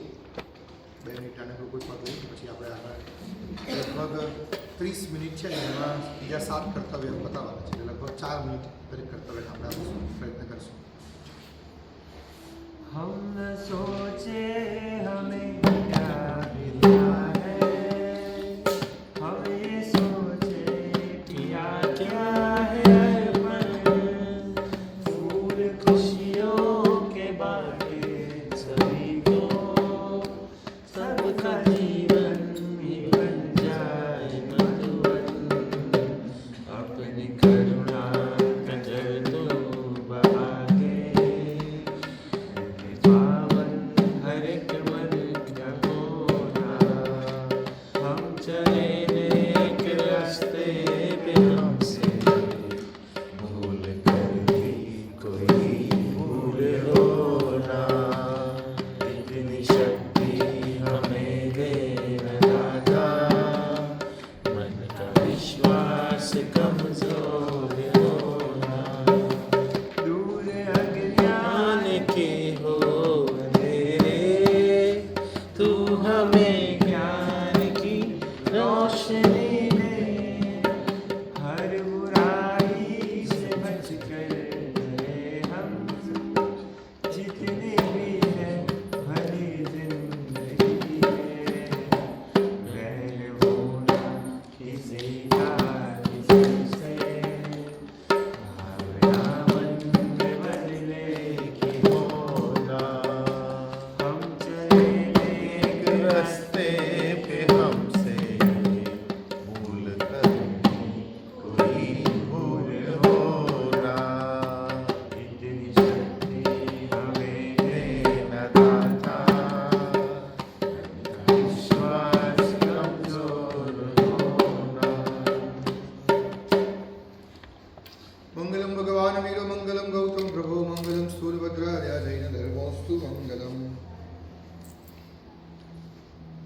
સરસ મજાના 11 કર્તવ્યો અહીંયા આગળ આપણને બતાડેલા છે. દરેક કર્તવ્યમાં જૈન શાસનની નવી વિશેષ વાતો એવી રીતે મૂકેલી છે કે જો શાંતિથી એનો જો એક અપ્રોચ જુદો લેવામાં આવે તો આપણને ખબર પડે કે સમયે સમયે જૈન શાસનની અંદર કેવી કેવી નવી નવી વાતો કરેલી છે. જે 4 કર્તવ્ય પત્યા છે એમાં સંઘ પૂજા, મહાપૂજા, સ્નાત્ર પૂજા અને દેવદ્રવ્યની વૃદ્ધિ, એ 4 કર્તવ્ય આપણે અત્યાર સુધી જોઈ લીધા. બાકીના 7 કર્તવ્ય જોવાના છે. એના પછીનું એક મહત્વનું કર્તવ્ય છે શુદ્ધ ભક્તિ. બધા જ કર્તવ્યોને આપણે સાથે 7 કર્તવ્યોને બને એટલો ન્યાય આપવાનો પ્રયત્ન કરીશું.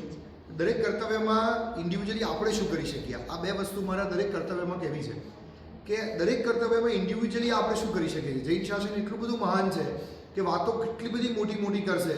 મેરુ પર્વત પર 1 કરોડ 60 લાખ કળશો વડે દેવતાઓનો અભિષેક કરાવડાયો, પણ એવો જ અભિષેક તમારે કરવો હોય તો તમારા ઘરની અંદર નાનકડો સ્નાત્ર મહોત્સવ કરો, તો એવો અભિષેક આપણે પણ ઘરમાં કરી શકીએ. તો think global but act local, આવો કન્સેપ્ટ જૈન શાસનની અંદર મૂકેલો છે કે તમે કેટલી બી મોટી મોટી વાતો કરશો પણ આ વસ્તુ તો શક્ય છે. કોઈ પણ કન્સેપ્ટમાં જોઈ લો.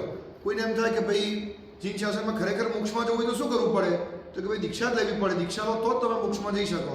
મારી તો કોઈ તાકાત નથી, દીક્ષા કેવી રીતે લઉં, તો કે અચ્છા દીક્ષા ના લઈ શકો તો શું કરી શકો, એક કામ કરો, ઉપધાન તો કરો કોઈ વખત. પણ મારે તો ઉપધાન થાય એવા પણ નથી. 45 દિવસ સુધી હું મારા કામમાં એટલો બધો વ્યસ્ત છું કે ઉપધાન પણ નહીં કરી શકું, તો શું કરી શકું, તો કે ભાઈ શું કરશો, પૌષધ કરો એક વખત. ભાઈ પૌષધ બી થયો નથી, તો કે ભાઈ દિવસનો પૌષધ કરો. એ બી ના થાય તો કે દેશાવગાસિક કરો. દેશાવગાસિક ના કરો તો એક સામાયિક કરો. એક સામાયિક ના કરી શકો તો વૈરાગ્યની અંદર મારે વૃત્તિ ધર્મના પાલનમાં રહેવું છે, તો નીચે કરતાં કરતાં કરતાં કરતાં હું કંઈ ને કંઈ નાનું કરતાં કરતાં પણ એમ કહું કંઈ વાંધો નહીં, આખું સામાયિક ના થાય તો પણ જો હું મારા ઘરે શાંતિથી બેસીને એમ થાય કે ભાઈ 10 મિનિટ બીજું બધું બંધ કરી ખટાસનું પાતરી ચરણો લઈને મુખપતિ લઈને વિચારું છું કે ભાઈ મારી પાસે સામાયિક થઈ શકે એટલી શક્યતા નથી, પણ આટલો કટાસનો ચરો લઈ અને સામાયિક કરી શકું એવી ભાવનાથી પણ હું બેસું છું, તો એમ કરતાં કરતાં પણ વૈજ્ઞાનિક દિશામાં આગળ જઈ શકું. તો શાસ્ત્રકાર ભગવાન તો કેટલા બી મોટા કન્સેપ્ટ બતાવ્યા પછી પણ નાની વસ્તુ કરવા માટે પણ આપણને આપે છે. તો દરેક કર્તવ્યમાં 2 વસ્તુ જોવી છે કે એક તો આપણે શું કરી શકીએ એમ છે. કર્તવ્ય તો બધા ઘણી મોટી વાતો છે, પણ આપણે શું કરી શકીએ એમ છીએ. અને બીજા નંબરની મોટી વસ્તુ છે કે અત્યારના સમયની રિક્વાયરમેન્ટ શું છે.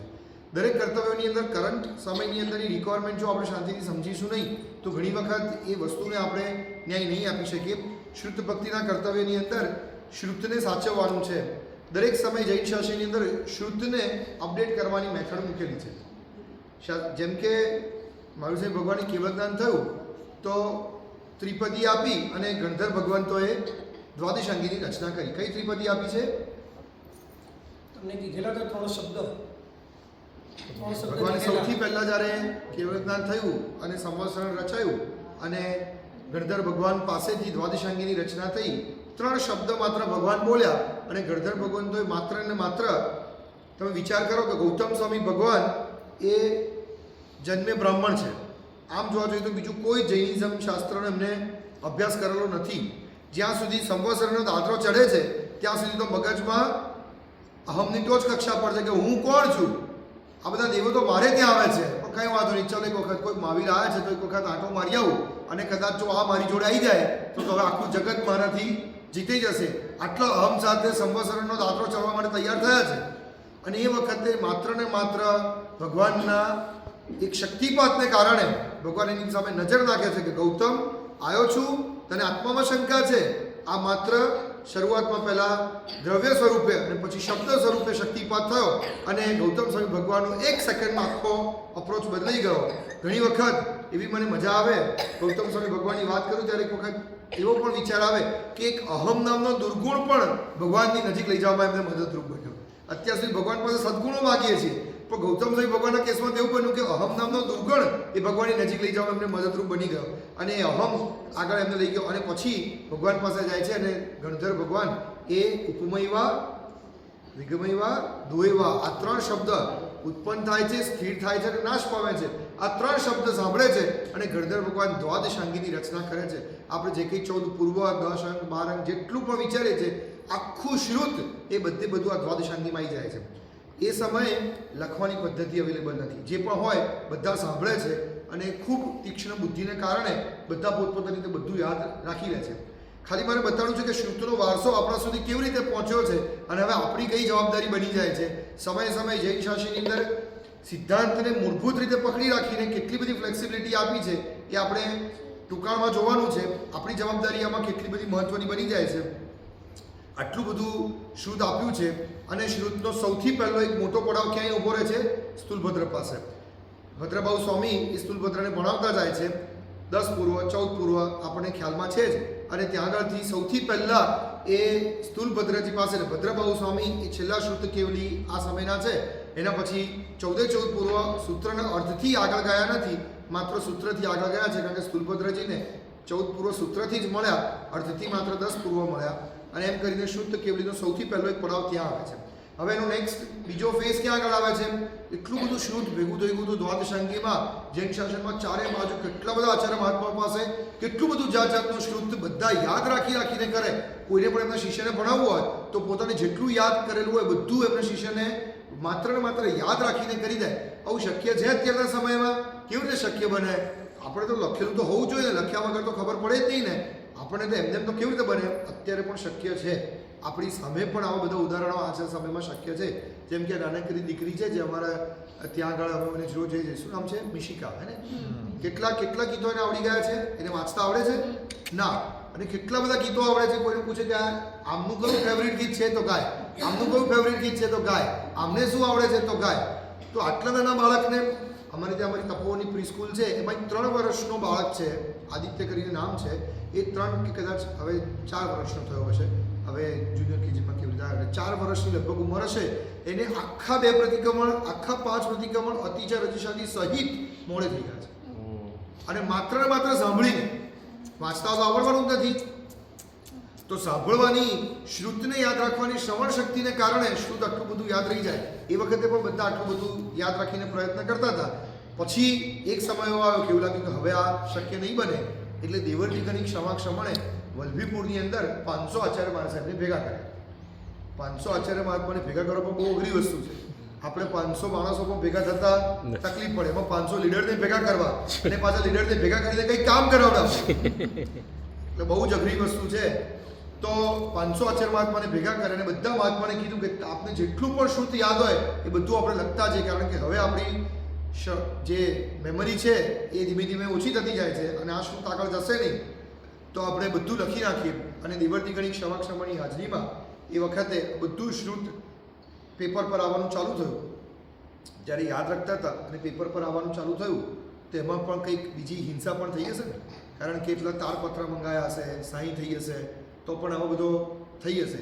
પણ એ વખતે ત્યાં આગળ જે નુકસાન ગયું એના કરતાં વધારે મહત્વનું એ હતું કે આ શ્રુત બાકી હાથમાં નહીં આવે તો કદાચ નાનકડી કોઈ નેગેટિવ પોઈન્ટ છે એને પણ ઇગ્નોર કરીને એના કરતાં એના પોઝિટિવ પોઈન્ટ છે ને વધારે પ્રાધાન્યતા આપી અને બધું જ શ્રુત કાગળ પર લખાઈ ગયું અને બધું શ્રુત આપણા સુધી આગળ આવતું ગયું. હવે એક વખત અત્યારના સમયની વાત કરીએ. સમય બદલાયો.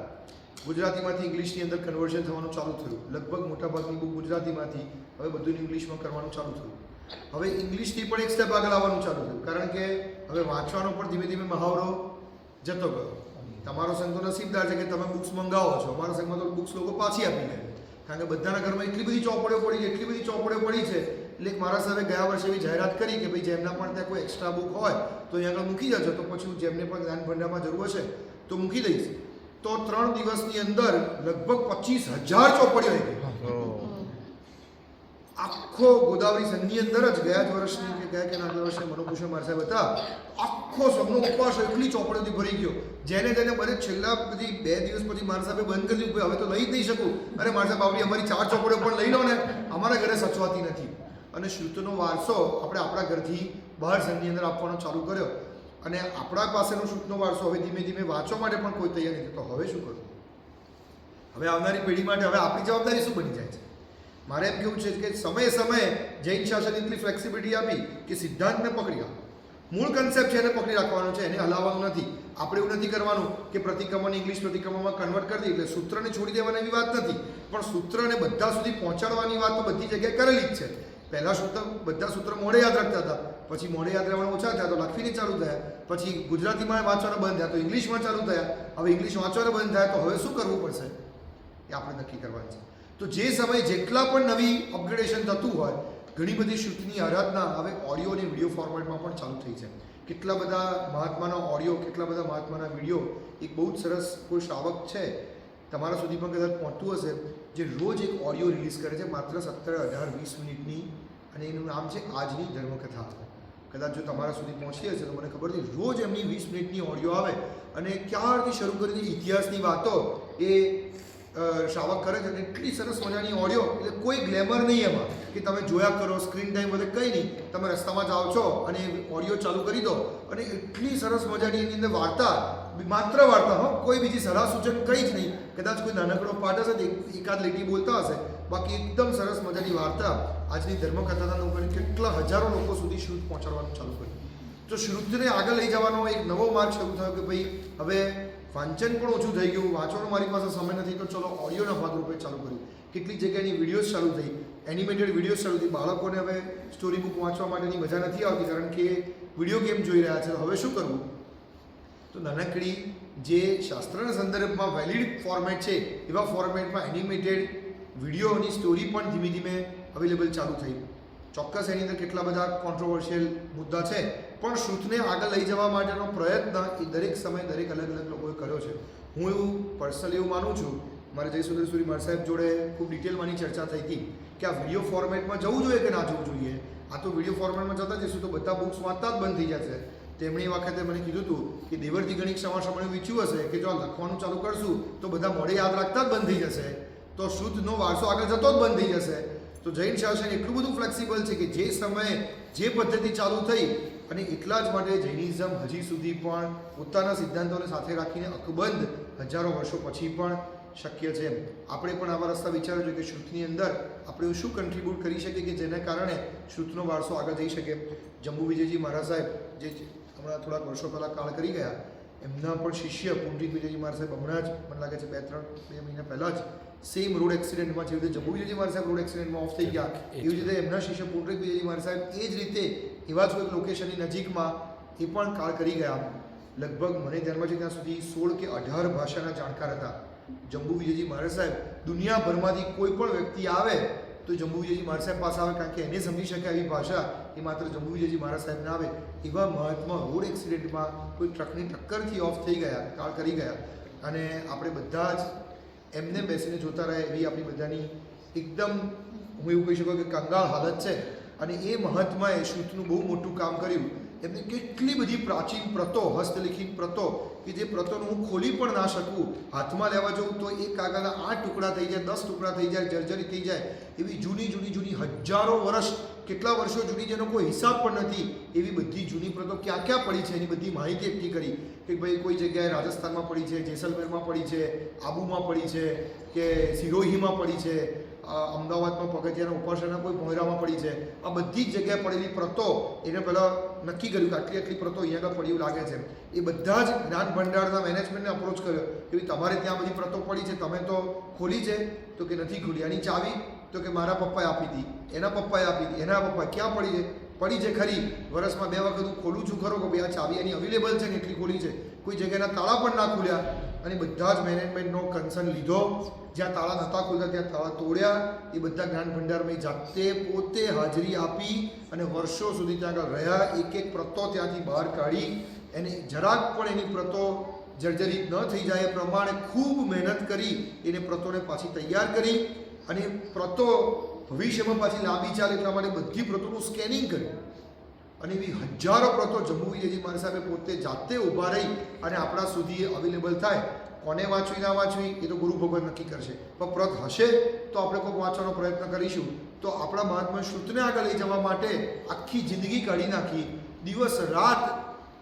મને ખબર છે પાલીતાણામાં હતા ત્યારે હું એમની જોડે થોડોક સમય રોકાયો હતો, અને એ વખતે રાત્રે 12 વાગે પણ કોઈ વખત જઉં તો આટલો નાનો કોઈ જગ્યાએ ઉપાસનામાં આપણો બલ્બ હોય અને એની અંદર એમનું શ્રુતનું કામ કર્યા કરે. અને કદાચ મારા ધ્યાનમાં છે ત્યાં સુધી કંઈક 25,000 કે 30,000 પ્રતો આવી રીતે સ્કેન કરી અને જે અલભ્ય પ્રતો છે જે કોઈ રીતે મળી શકે એમ નથી એનું કામ કર્યું. કદાચ આપણે બધાને ખબર નહીં, ભારત સરકારે પણ એક આવો પ્રયત્ન કર્યો. આખા ભારતની અંદર જેટલી પણ આવી હસ્તલિખિત પ્રતો હોય એનું સેન્ટ્રલાઇઝ ડિજિટલાઇઝેશન કર્યું, અને આ બધી પ્રતો અત્યારે એક ભારત સરકારના ગવર્મેન્ટની અંદર અવેલેબલ છે. અને આપણા જૈન શાસનમાંથી પણ કેટલાક લોકો એમની જોડે કોર્ડિનેટ કર્યું, કોઈ પણ મહાત્માને પ્રત જોઈએ તો એમની જોડે અપ્રોચ કરી અને પ્રત મળે એવા પ્રયત્નો કર્યા. તો આ બધી જ વસ્તુ શ્રુતને આગળ લઈ જવા માટેનો પ્રયત્ન કરે. ઔરંગઝેબે જ્યારે ભારતમાં આવ્યા અને એમને જોયું કે આ રીતે તો એક દેરાસરોને મંદિરોને તોડવામાં તો કંઈ મજા નહીં આવે, કારણ કે આમાં તો કંઈ કામ પતતું નથી, આટલું બધું આ લોકો પાસે જ્ઞાન છે, કંઈ કામ કરવામાં મજા નહીં આવે. તો ઔરંગઝેબે આપણો બહુ મોટો શ્રુતનો વારસો હિન્દુઓનો અને જૈનોનો એ કાઢી નાખ્યો, બાળી નાખ્યો. તમને ખબર છે કેટલો શ્રુતનો વારસો એમણે બાળ્યો છે? સાંભળીને કદાચ સખત આશ્ચર્ય થાય, સખત દુઃખ થાય, આંખમાંથી પાણી નીકળી જાય. 6 મહિના સુધી આપણી પ્રતો બાળી અને એની ઉપર એને રસોડું બનાવ્યું છે. પોતાનું આખું સૈન્ય જમી શકે એના માટે જેટલું પણ બાળવું પડે એના માટે આપણી બધી પ્રતોનો ઉપયોગ કરી અને લાખો પ્રતો એમણે બાળી નાખી. અને આપણે બધા જ જોતા રહ્યા અને કંઈ જ કરી ના શક્યા. શ્રુત એ જેમ જિનાલય છે, જીનબિંબ છે, એમ જીનાગમ છે. આ શ્રુત એ સાક્ષાત તીર્થંકર વચન પ્રમાણ છે, એને આપણે સાચવવું પણ એટલું જ બધું જરૂરી છે. તો શ્રુતના વારસામાં ખૂબ ખૂબ અનુમોદના સંઘની કે સરસ મજાનું કબાટ બનાવ્યું છે અને ત્યાં આગળ નવી એક જ્ઞાન ભંડાર લાઇબ્રેરીની શરૂઆત કરી છે. મેં એક બે સજેશન આપ્યા છે કે જ્ઞાન ભંડાર માત્ર પુસ્તક કબાટ પૂરતા ના રહે, જ્યારે પણ એ પુસ્તક વાંચી અને ફાટી જાય ને ત્યારે એને ખરેખર સ્વર્ગવાસ થયો એવું ગણાય. એમને પડ્યો રહેશે તો ત્યાં આગળ નરકાગાર થઈ ગયો છે, કારણ કે ચોપડીનો ખરેખર ઉપયોગ જ એ છે કે વંચાય. એવી ચિંતા ના કરી કે હા તો ફાટી ગયું, છોકરા લઈને ફાડી નાખી ચોપડી, જ્ઞાનની આસાધના કરી, આટલી બધી ચિંતા ના કરશો. એ બાળક આજે ચોપડી હાથમાં લે છે, ચોક્કસ એને સમજાવવાનું તો છે જ કે પુસ્તક ના ફાટે, ન આસાધના થાય, તો ચોક્કસ ધ્યાન રાખવાનું છે. પણ એ બાળકો પુસ્તક સુધી નજીકમાં જાય, એમને મોબાઈલથી દૂર લઈ જવા હશે તો હાથમાં ચોપડી આપવી જ પડશે, તો જ એ લોકો લઈ જશે. ઘણા બધા પુસ્તકો આપણા સંઘે પ્રોક્યોર કરેલા છે, બાળકો સુધી, લેડી સુધી પહોંચે, સમયની નાનકડી મોટી એક્ઝામ્સ લેવાય, એમાંથી કંઈક નવું ડેવલપમેન્ટ થાય. સંઘની અંદરથી પણ આવા નવા આર્ટિકલ્સ અંદર કોઈને કોઈ એડ થતા જાય. કોઈની પણ બર્થડે હોય ત્યારે સંઘ નક્કી કરે એવી એક ચોપડી એ સંઘની અંદર બક્ષિસ ગિફ્ટની અંદર આપે એવો પ્રયત્ન કરતા થાય. ધીમે ધીમે જ્ઞાન ભંડાર પણ ડેવલપ થતો જાય. કેટલા પણ મોટા ઓસ્ટ્રેલિયાની અંદર અમે લોકો સિડની ગયા હતા ત્યારે ત્યાંની બહુ જ મોટી એક લાઇબ્રેરી, આઈ થિંક ઓપેરા હાઉસની નજીકમાં ક્યાંક છે, અમે લોકો જોવા માટે ગયા હતા કે આખા દેશનો વારસો શું છે, તો કે આ જ્ઞાન ભંડાર છે ને આપણો વારસો છે. આપણી કેટલી બધી પ્રતો જર્મની અને ફ્રાન્સની અંદર છે, ત્યાંના લોકો વાંચે છે અને ત્યાંના લોકો વાંચીને પાછા સમજવા આવે છે કે ભાઈ આટલું બધું સરસ લખ્યું છે, આ શું છે. અને આપણી પાસે આપણી પ્રતો વાંચવાનો સમય નથી. અત્યારે પણ અમદાવાદમાં હસ્તલિખિત પ્રતોનું પુનરુદ્ધારનું કામ અત્યારે પણ ચાલે છે. જે બહેનો પાસે આમ બધી જ સમય શક્તિથી કોઈ તકલીફ નથી અને પોતાના સમયનો સદુપયોગ કરવો છે, તે બધા બહેનો એ એવી વ્યવસ્થા કરી છે કે પોતાના સમયે 2 કલાક તમે ત્યાં સેન્ટર પર આવો અને હસ્તલિખિત પ્રતો ફરીથી લખવાનું ચાલુ કરો. એને સૌથી પહેલાં 2-3 મહિના ટ્રેન કરવામાં આવે અને પછી પાછા એ જ તાડપત્રીના પત્રોથી સાહી અને ખડિયાથી ફરીથી પાછા એ લખવાના ચાલુ થાય. આવા બધા જ પ્રયત્નો અત્યારે પણ ઘણા બધા લોકો કરે છે. આપણે પણ શુદ્ધને આગળ લઈ જવા માટેનો ક્યાંક ને ક્યાંક પ્રયત્ન કરવો જોઈએ. નાના બાળકો પણ આ શુદ્ધથી વધારે ને વધારે અવેર થાય. આપણે પણ નાનામાં પ્રયત્ન કરીએ, આપણી નવી જનરેશન આમાં આગળ વધે એવું વિચારીએ, પણ આપણી ખુદની જનરેશન આનાથી દૂર જતા રહીએ એવું તો ના કરે ને. ઘણી બધી વખત એવું વિચારે કે નાના બાળકો કંઈક નહીં કરે તો આનું ભવિષ્ય શું થશે. પણ આપણે પણ આમાં એટલું જ ઇન્વોલ્વમેન્ટ લેવાની જરૂર છે. તો ખાસ શુદ્ધ ભક્તિનું કર્તવ્ય અહીંયા આગળ ખૂબ મહત્ત્વનું છે, એ બતાડેલું છે. એના પછી તપ ઉજવણું. તપ જ્યારે પણ થાય તો એનું ઉજવણું કરવું જોઈએ. અને જેમ આપણે ઉજવણાના બધા ચંદરવા વગેરે લઈને છોડ બાંધતા હોઈએ છીએ, એક જ બી નાનકડો કન્સેપ્ટ લઈ લો. એ છોડની અંદર બધા દર્શન જ્ઞાન ચારિત્રના ઉપકરણ મૂકવાના હોય. ટેકનિકલ ખાલી એટલા માટે સમજાવું કે તમને ખ્યાલ આવે કે આપણે આવી રીતે તપનું ઉજવણું હોય તો શું કરવું જોઈએ. જ્યારે પણ કોઈ પણ નાનું મોટું 28 માસક શમન, વર્ષી તપ વગેરે થાય તો તપનું ઉજવણું કરવું જોઈએ. ઉજવણું એટલે બધાને જમવામાં બોલાવીએ તો બરાબર છે, સાધવી ભક્તિનું લાભ પણ બહુ સરસ. કોઈ નાનકડું ફંક્શન વગેરે કરીએ, તપ વંદાવલી વગેરે કરીએ એ પણ બરાબર. પણ શાસ્ત્રીય પદ્ધતિ એમ બતાવ્યું છે કે તપના ઉજવણાની અંદર જ્યારે પણ આવો છોડ વગેરે 5 છોડ, 3 છોડ, 7 છોડ, 9 છોડ એ રીતે ઉજવણું કરવું. છોડ એટલે જે આપણે પાછળ ચંદરવો વગેરે બાંધતા હોઈએ છીએ એવી રીતે છોડ કહેવાય. તો આ છોડ બાંધવાનો અને એની નીચે દર્શન જ્ઞાન ચરિત્રના બધા ઉપકરણ ભેગા કરવાના. કેટલા બધા ઉપકરણ એવા હોય છે કે જે જનરલી ઉપયોગમાં લેવાતા હોય પણ ખરીદવા એના બદલે જે તપ કરતા હોય એવી રીતે ઉજવણામાં મૂકે. ખાસ કરીને મહાત્માને આ રીતે જો ઉજવણામાં જે ઉપકરણ મૂકેલા હોય એ મહાત્માને ખૂબ જ નિર્દોષ રીતે અવેલેબલ થતા હોય. જનરલી હું ખરીદીને મહાત્માને વરાવું એના કરતાં વધારે ઉજવણાના રૂપથી મહાત્મા પાસે જાય, કારણ કે તપના નિમિત્તે આ બધા ઉપકરણ લાવ્યા છે અને ડિસ્પ્લે કર્યા છે. બધા આવે, બધા ઉપકરણ દર્શન કરે અને એવા સરસ મજાના ઉપકરણ અલગ અલગ જાતના સારામાં સારા ઉપકરણ ત્યાં આગળ લાઈન મૂક્યા હોય. જોવાવાળાને પણ એમ થાય કે શું વાત છે, આવા સરસ આરતી મંગળ દીવો હોય તો કેવા સરસ મજાના ઉપકરણ હોય. ઐતુકભાઈની દીક્ષા હમણાં 2 વર્ષ 3 વર્ષ પહેલાં થઈ અને પાલીતાણાની અંદર એમને આખું છોડનું કર્યું હતું. આવી જ રીતે મને લાગે છે 21 છોડનું એમનું ઉજવણું કર્યું હતું અને એવા ઉપકરણ એમને લાઈન મૂક્યા હતા કે આપણને એ ઉજવણું જોવા માટે લોકો લાઈન લગાવીને ઊભા રહેતા હતા કે આવા ઉપકરણ કોઈ લાઈને મૂકે. આમ નાના શરૂ કરીને મોટા સુધીના કેટલા બધા ઉપકરણ જાતના નિરાસર દર્શન જ્ઞાન ચારિત્ર ઉપકરણ. સાપરો હોય તો આટલો નાનો સાપરો અને આટલો મોટો સાપરો હોય અને એવો સરસ લાકડાનો કાર્વિંગવાળો સાપરો કે આપણને જોઈ લાગે કે આવો સાપરો બનાવ્યો છે અને એમને ત્યાં આગળ લાવી અને મૂક્યો તો ખરેખર જોવા જેવી દીક્ષા હતી.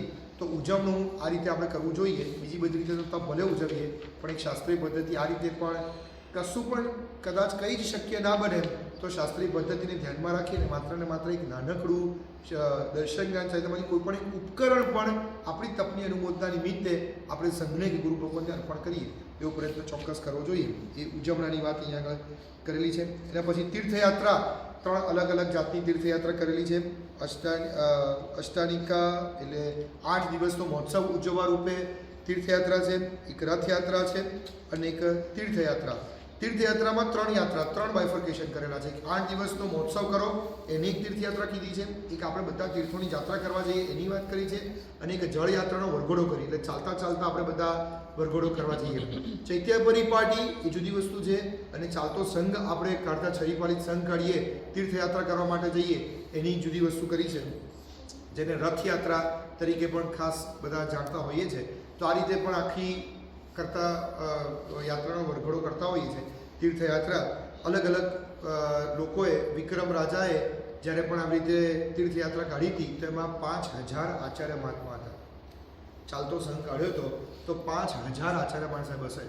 લગભગ હું ભૂલતો ના આવું ત્યાં સુધી લખ્યું છે કે 7600થી વધારે હાથી હતા. 7600 હાથી હોય તો માણસો કેટલા હશે?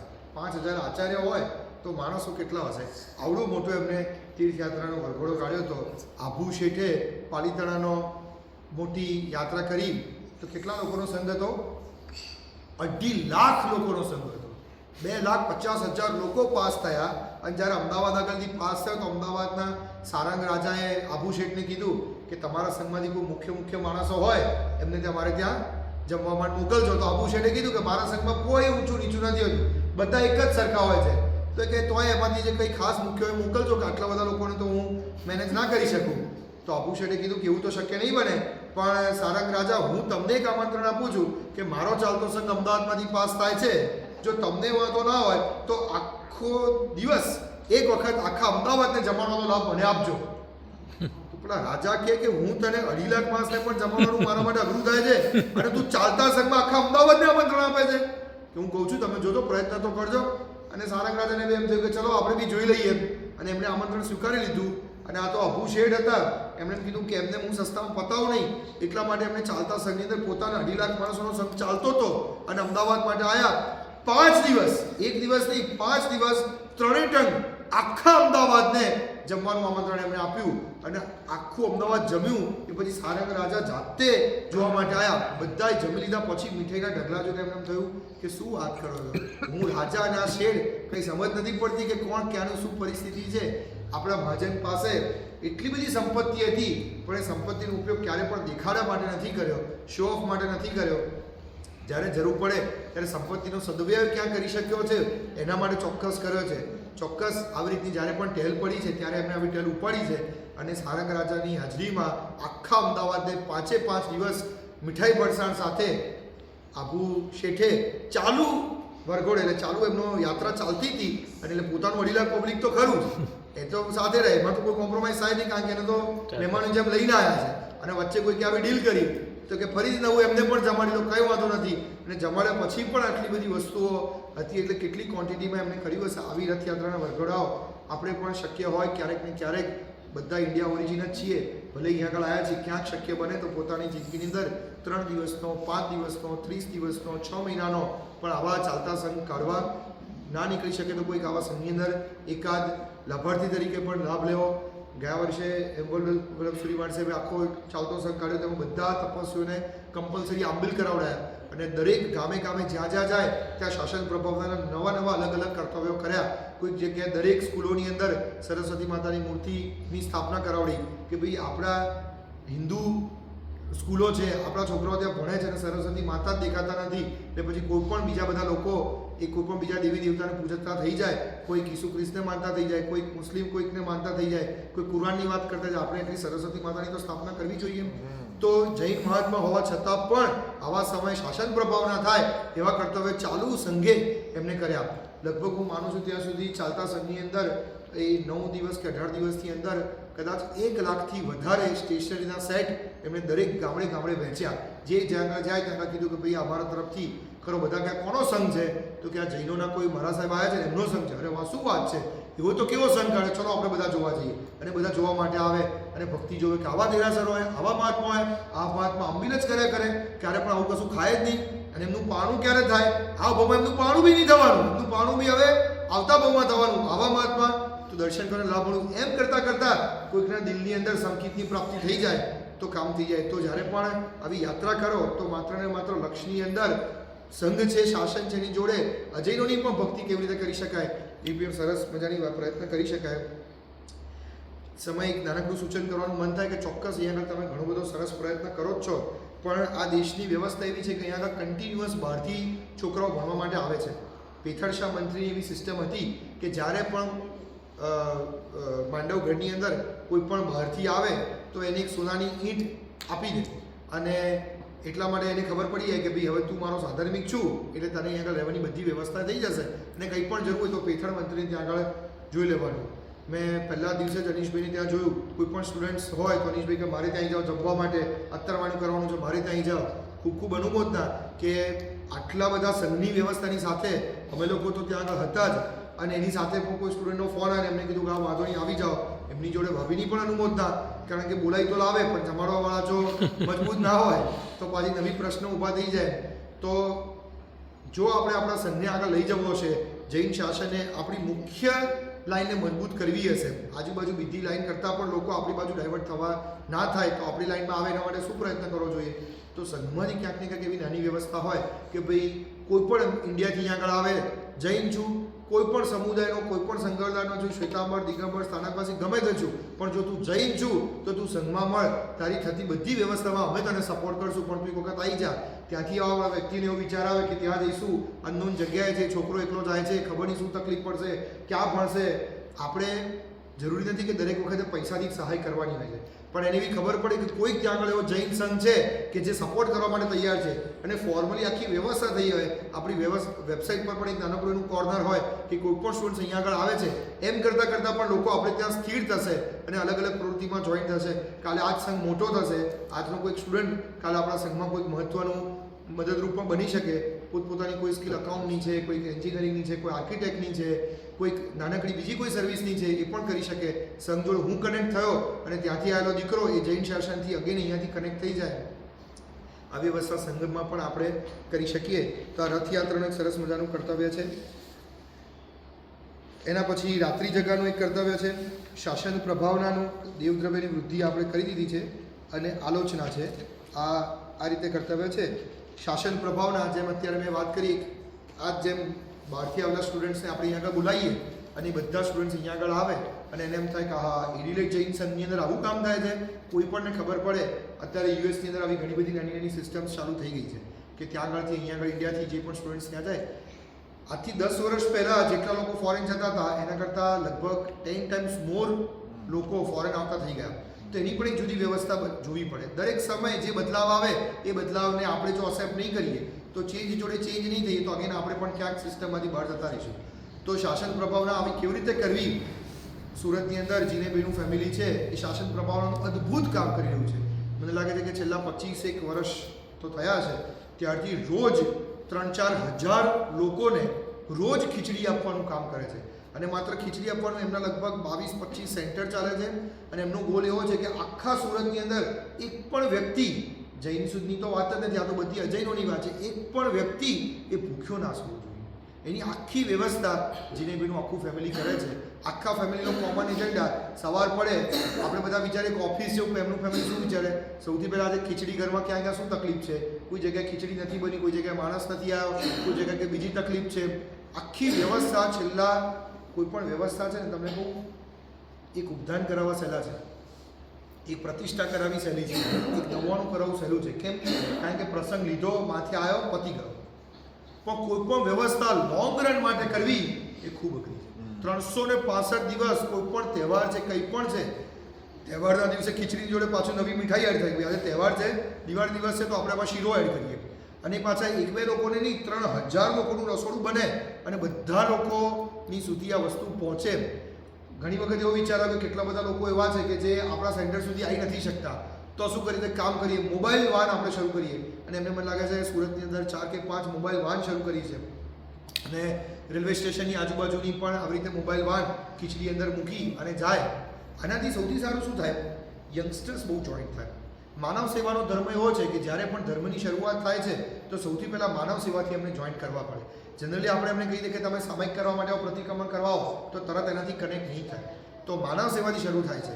આપણે એવું નથી કહેતા કે ભાઈ માનવ સેવા કરી લીધી એટલે આપણે તમે બધું કામ પતી ગયું, પણ ધર્મની શરૂઆત ચોક્કસ. જૈનિઝમ પણ શું કહે છે? તમે બીજાના વિચાર, બીજાના જીવની વિચારની શરૂઆત કરો છો કે ધર્મમાં તમારી એન્ટ્રી થઈ જાય છે. જો હવે મુજે શક્તિ સી સવી જીવ કરું શાસન રસી, તો હું શાસન રસી કરવા માટે એ બધાને મારા સુધી લઈ તો આવવા પડશે. તો એના માટેનો નાનકડો પ્રયત્ન એ આવી શાસન પ્રભાવના કર્તવ્યથી થઈ શકે. જ્યાં જ્યાં પણ શક્ય હોય એ આવા શાસન પ્રભાવના કર્તવ્ય થઈ શકે. આલોચનાનું પણ એક બહુ જ સરસ મજાનું મહત્ત્વનું કર્તવ્ય છે. એક જ ખાસ તમને બધાને ખાસ રેકમેન્ડેશન કરીશ, જિંદગીમાં જો શક્ય હોય તો એક વખત ભાવ આલોચના કરજો. ભાવ આલોચના વગરની આપણી બધાની જિંદગી એ અધૂરી રહી જશે. જ્યારે પણ ચોપડીમાં લખવા બેસો ભાવ આલોચના, એક પાપ લખવા માટે બેસો ને, હાથ ધ્રુજતો જશે. શાંતિથી વિચારશો. આપણે પણ આપણા અંદરના હૃદયની વાત કરશું. એક વખત આંખો બંધ કરીને વિચારી જો કે આપણે કરેલા પાપો એ આપણે આપણી જાતને પણ કહી નથી શકતા, તો ગુરુ સામે કેવી રીતે લઈ જઈશું? અને હજી તો પાપ આપણે કરતા જ જઈએ છીએ. ક્યાંય ક્યાંય કેવા કેવા પાપો કર્યા છે, કોઈ કલ્પના બહારના, કોઈ સમજ બહારના પાપો કર્યા છે. પરુષણ કરાવવા માટે અમે અહીંયા આગળ આવતા હોઈએ અને અમારી પણ પાપની પ્રવૃત્તિ એટલી ને એટલી જ ચાલુ રહે. ક્યાંય ને ક્યાંય પ્રમાણની અંદર અમે પણ અટવાઈ જઈએ. બપોરનો સમય થયો કે હવે આજે વધારે આરામ કરી લઈએ, કશો વાંધો નથી. અહીંયા આગળ આવ્યા હોય, પબ્લિક આજે ઓછું છે, આજે કે 5 જણા જ આવ્યા છે પ્રવચનમાં, અમને મજા નથી આવવાની. આવ્યા છે ને ક્યાંક અમારી નજર આજુબાજુ કોઈ વ્યક્તિ તરફ પડી ગઈ અને મગજમાં કોઈ પણ નબળો વિચાર આવી ગયો. પરુષણ કરવા આવવાનું હોય અને અમને સેન્ટર નાનું મળે છે, અમને મોટું મળે છે, અહીંયા આગળ તો ઓછા લોકો છે, આ સેન્ટરમાં જવાય, આ દૂરનું સેન્ટર, નજીકનું સેન્ટર, આવા કંઈક વિચારો કરી અને અમે પરુષણની આરાધનાને પણ ક્યાંક ને ક્યાંક વિરાધનામાં કન્વર્ટ કરી દેતા હોઈએ છીએ. બહાર તો સારું લગાડવું પડે, કારણ કે ભાઈ અમે કોણ છીએ? અમે તો પરુષણ કરાવવા જઈએ છીએ, આટલા વર્ષોથી જઈએ છીએ. તો કોઈ અમને પૂછે કે તમે ક્યાં ગયા હતા અને અમે કહીએ કે ભાઈ અમે બોરસદ ગયા હતા, તો સારું નહીં લાગે. તો અમારે એવું સેન્ટર કહેવું પડે. એટલા માટે અમારે સેન્ટર પણ સારું લેવું પડે. અમારી ખુદની અંદરની આંતરિક પરિસ્થિતિ પણ એટલી જ ગંભીર હોય. હું તમને બધાને ખાસ રિક્વેસ્ટ કરું છું કે એક વખત જિંદગીમાં યાદ કરી અને ભાવ આલોચના કરી લો. આપણા જિંદગીના બધા પાપો એક વખત લખતા જાઓ. પહેલે પ્રાણદીપાત, બીજે મૂષાવાદ. ક્યારે જુઠ્ઠું બોલ્યા છે? અરે ડગલે ને પગલે જુઠ્ઠું બોલીએ છીએ. સવારથી સાંજ પર કોઈનો ફોન આવે, ક્યાં છીએ? ગાડીમાં બેઠા છીએ, કોઈ ઓફિસ છે, ઓફિસમાં બેઠા ઘરે છીએ. ઘરવાળા કે ક્યાં બેઠા છીએ? આવું છું ઓફિસમાં. કેટલી વારમાં આવું છું? 10 મિનિટમાં આવું છું. 1 કલાક સુધી પણ ના આવીએ. અને સતત આપણી અંદરના અને દેખાતા નાના પાપો તો હજી પણ ચાલે એવા છે, પણ અંદરના ખૂબ ઊંડાઈ સુધી ઉતરેલા પાપો કે જે આપણને જ ખબર છે કે આ પાપ આપણા સિવાય બીજું કોઈ જાણતું નથી.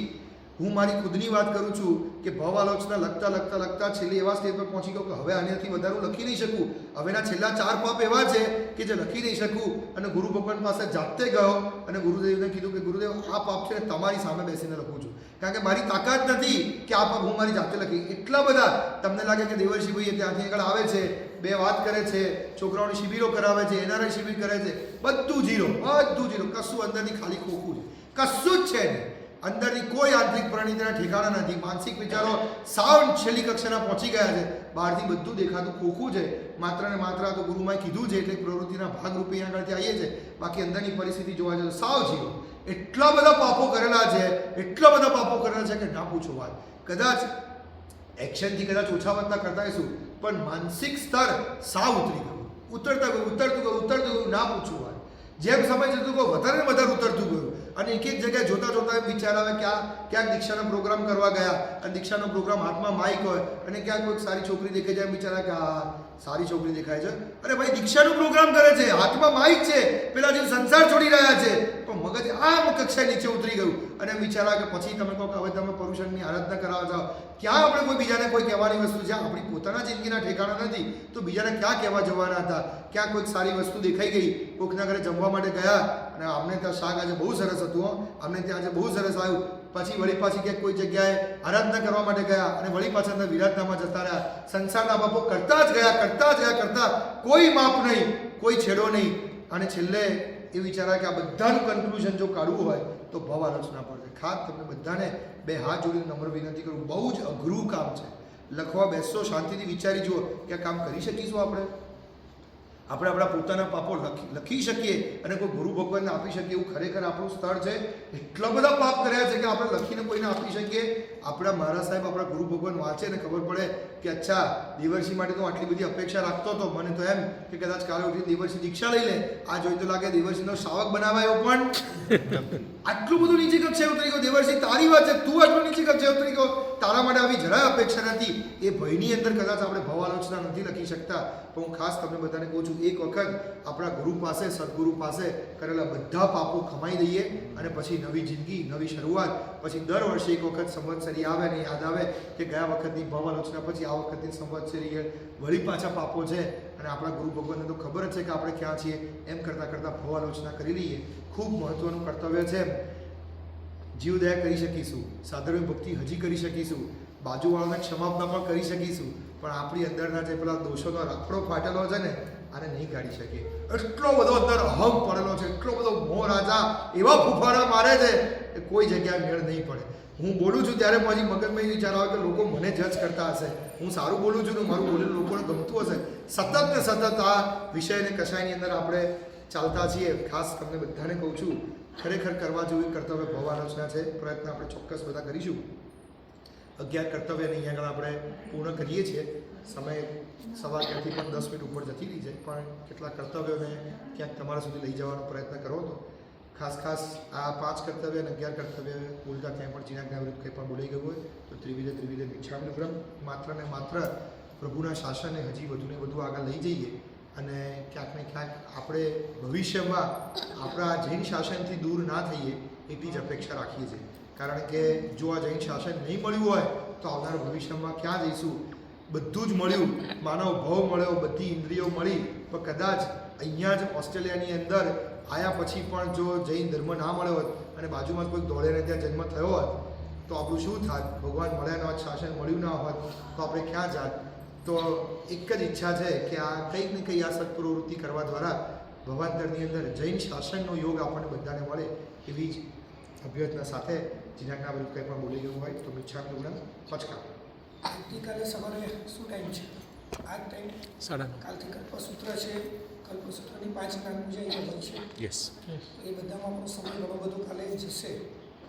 ચડાવવા કે કોઈ લાભ આપેલા છે 5 જ્ઞાન આજે રાતના, આજે રાત્રે આપવાના છે. તો આવતીકાલનો સમય 9:15 રાખજો.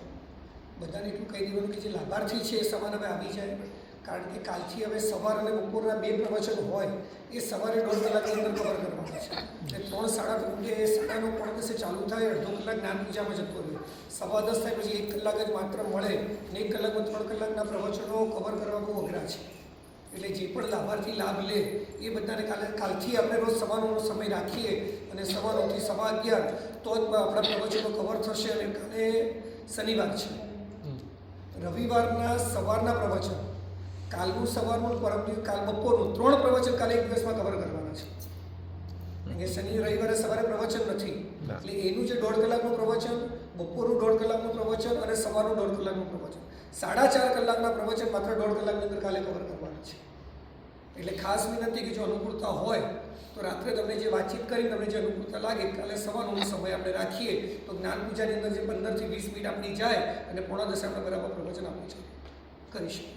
કાલે આપણે પાછળ કેવી રીતે ટાઈમ ગોઠવ્યો છે એટલે એ પ્રમાણે પાછું ગોઠવી જાય.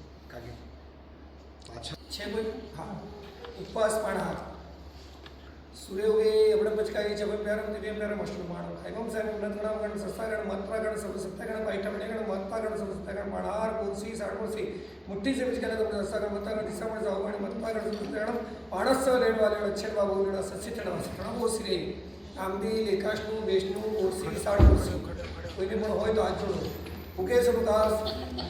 उकेशनुकार से कुर्सी साड़कुर्सी मुट्ठी से बचकाई उकेशुरी चों बेर वसर पडम गायम साइबन तणकोण सस्तागण वचन काले दिशामण सावगण मत्तागण सब सत्तागण आयम की विगयो बचकाई नत्रमक सस्तागण लेवाले वेणम येत संसुकितण उक्कितण पडचुक्केण पाइठमणिगण मत्तागण सब सत्तागण एकाष्टम देष्टम बचकाई तिबेम प्यारम असरम कायम साइबन तणकोण सस्तागण सागरगण वसरेणम गुरु उठाणेन पाइठमणिगण मत्तागण सब सत्तागण मानस लेवणवाले अच्छेडवा बहु लेवा सच्चितणवा सितणवा वो सिरे उपशरदाक्षेमे चित्यन्ते विघ्नवल्लय मनोप्रसन्नतामेति पूज्यमाने जिनेश्वरे सर्वमङ्गलमङ्गलं सर्वकल्याणकारणं प्रधानं सर्वधर्माणां प्रेरणं जयति शासनं बुद्धजिन शासनं भविष्यामि भगवान्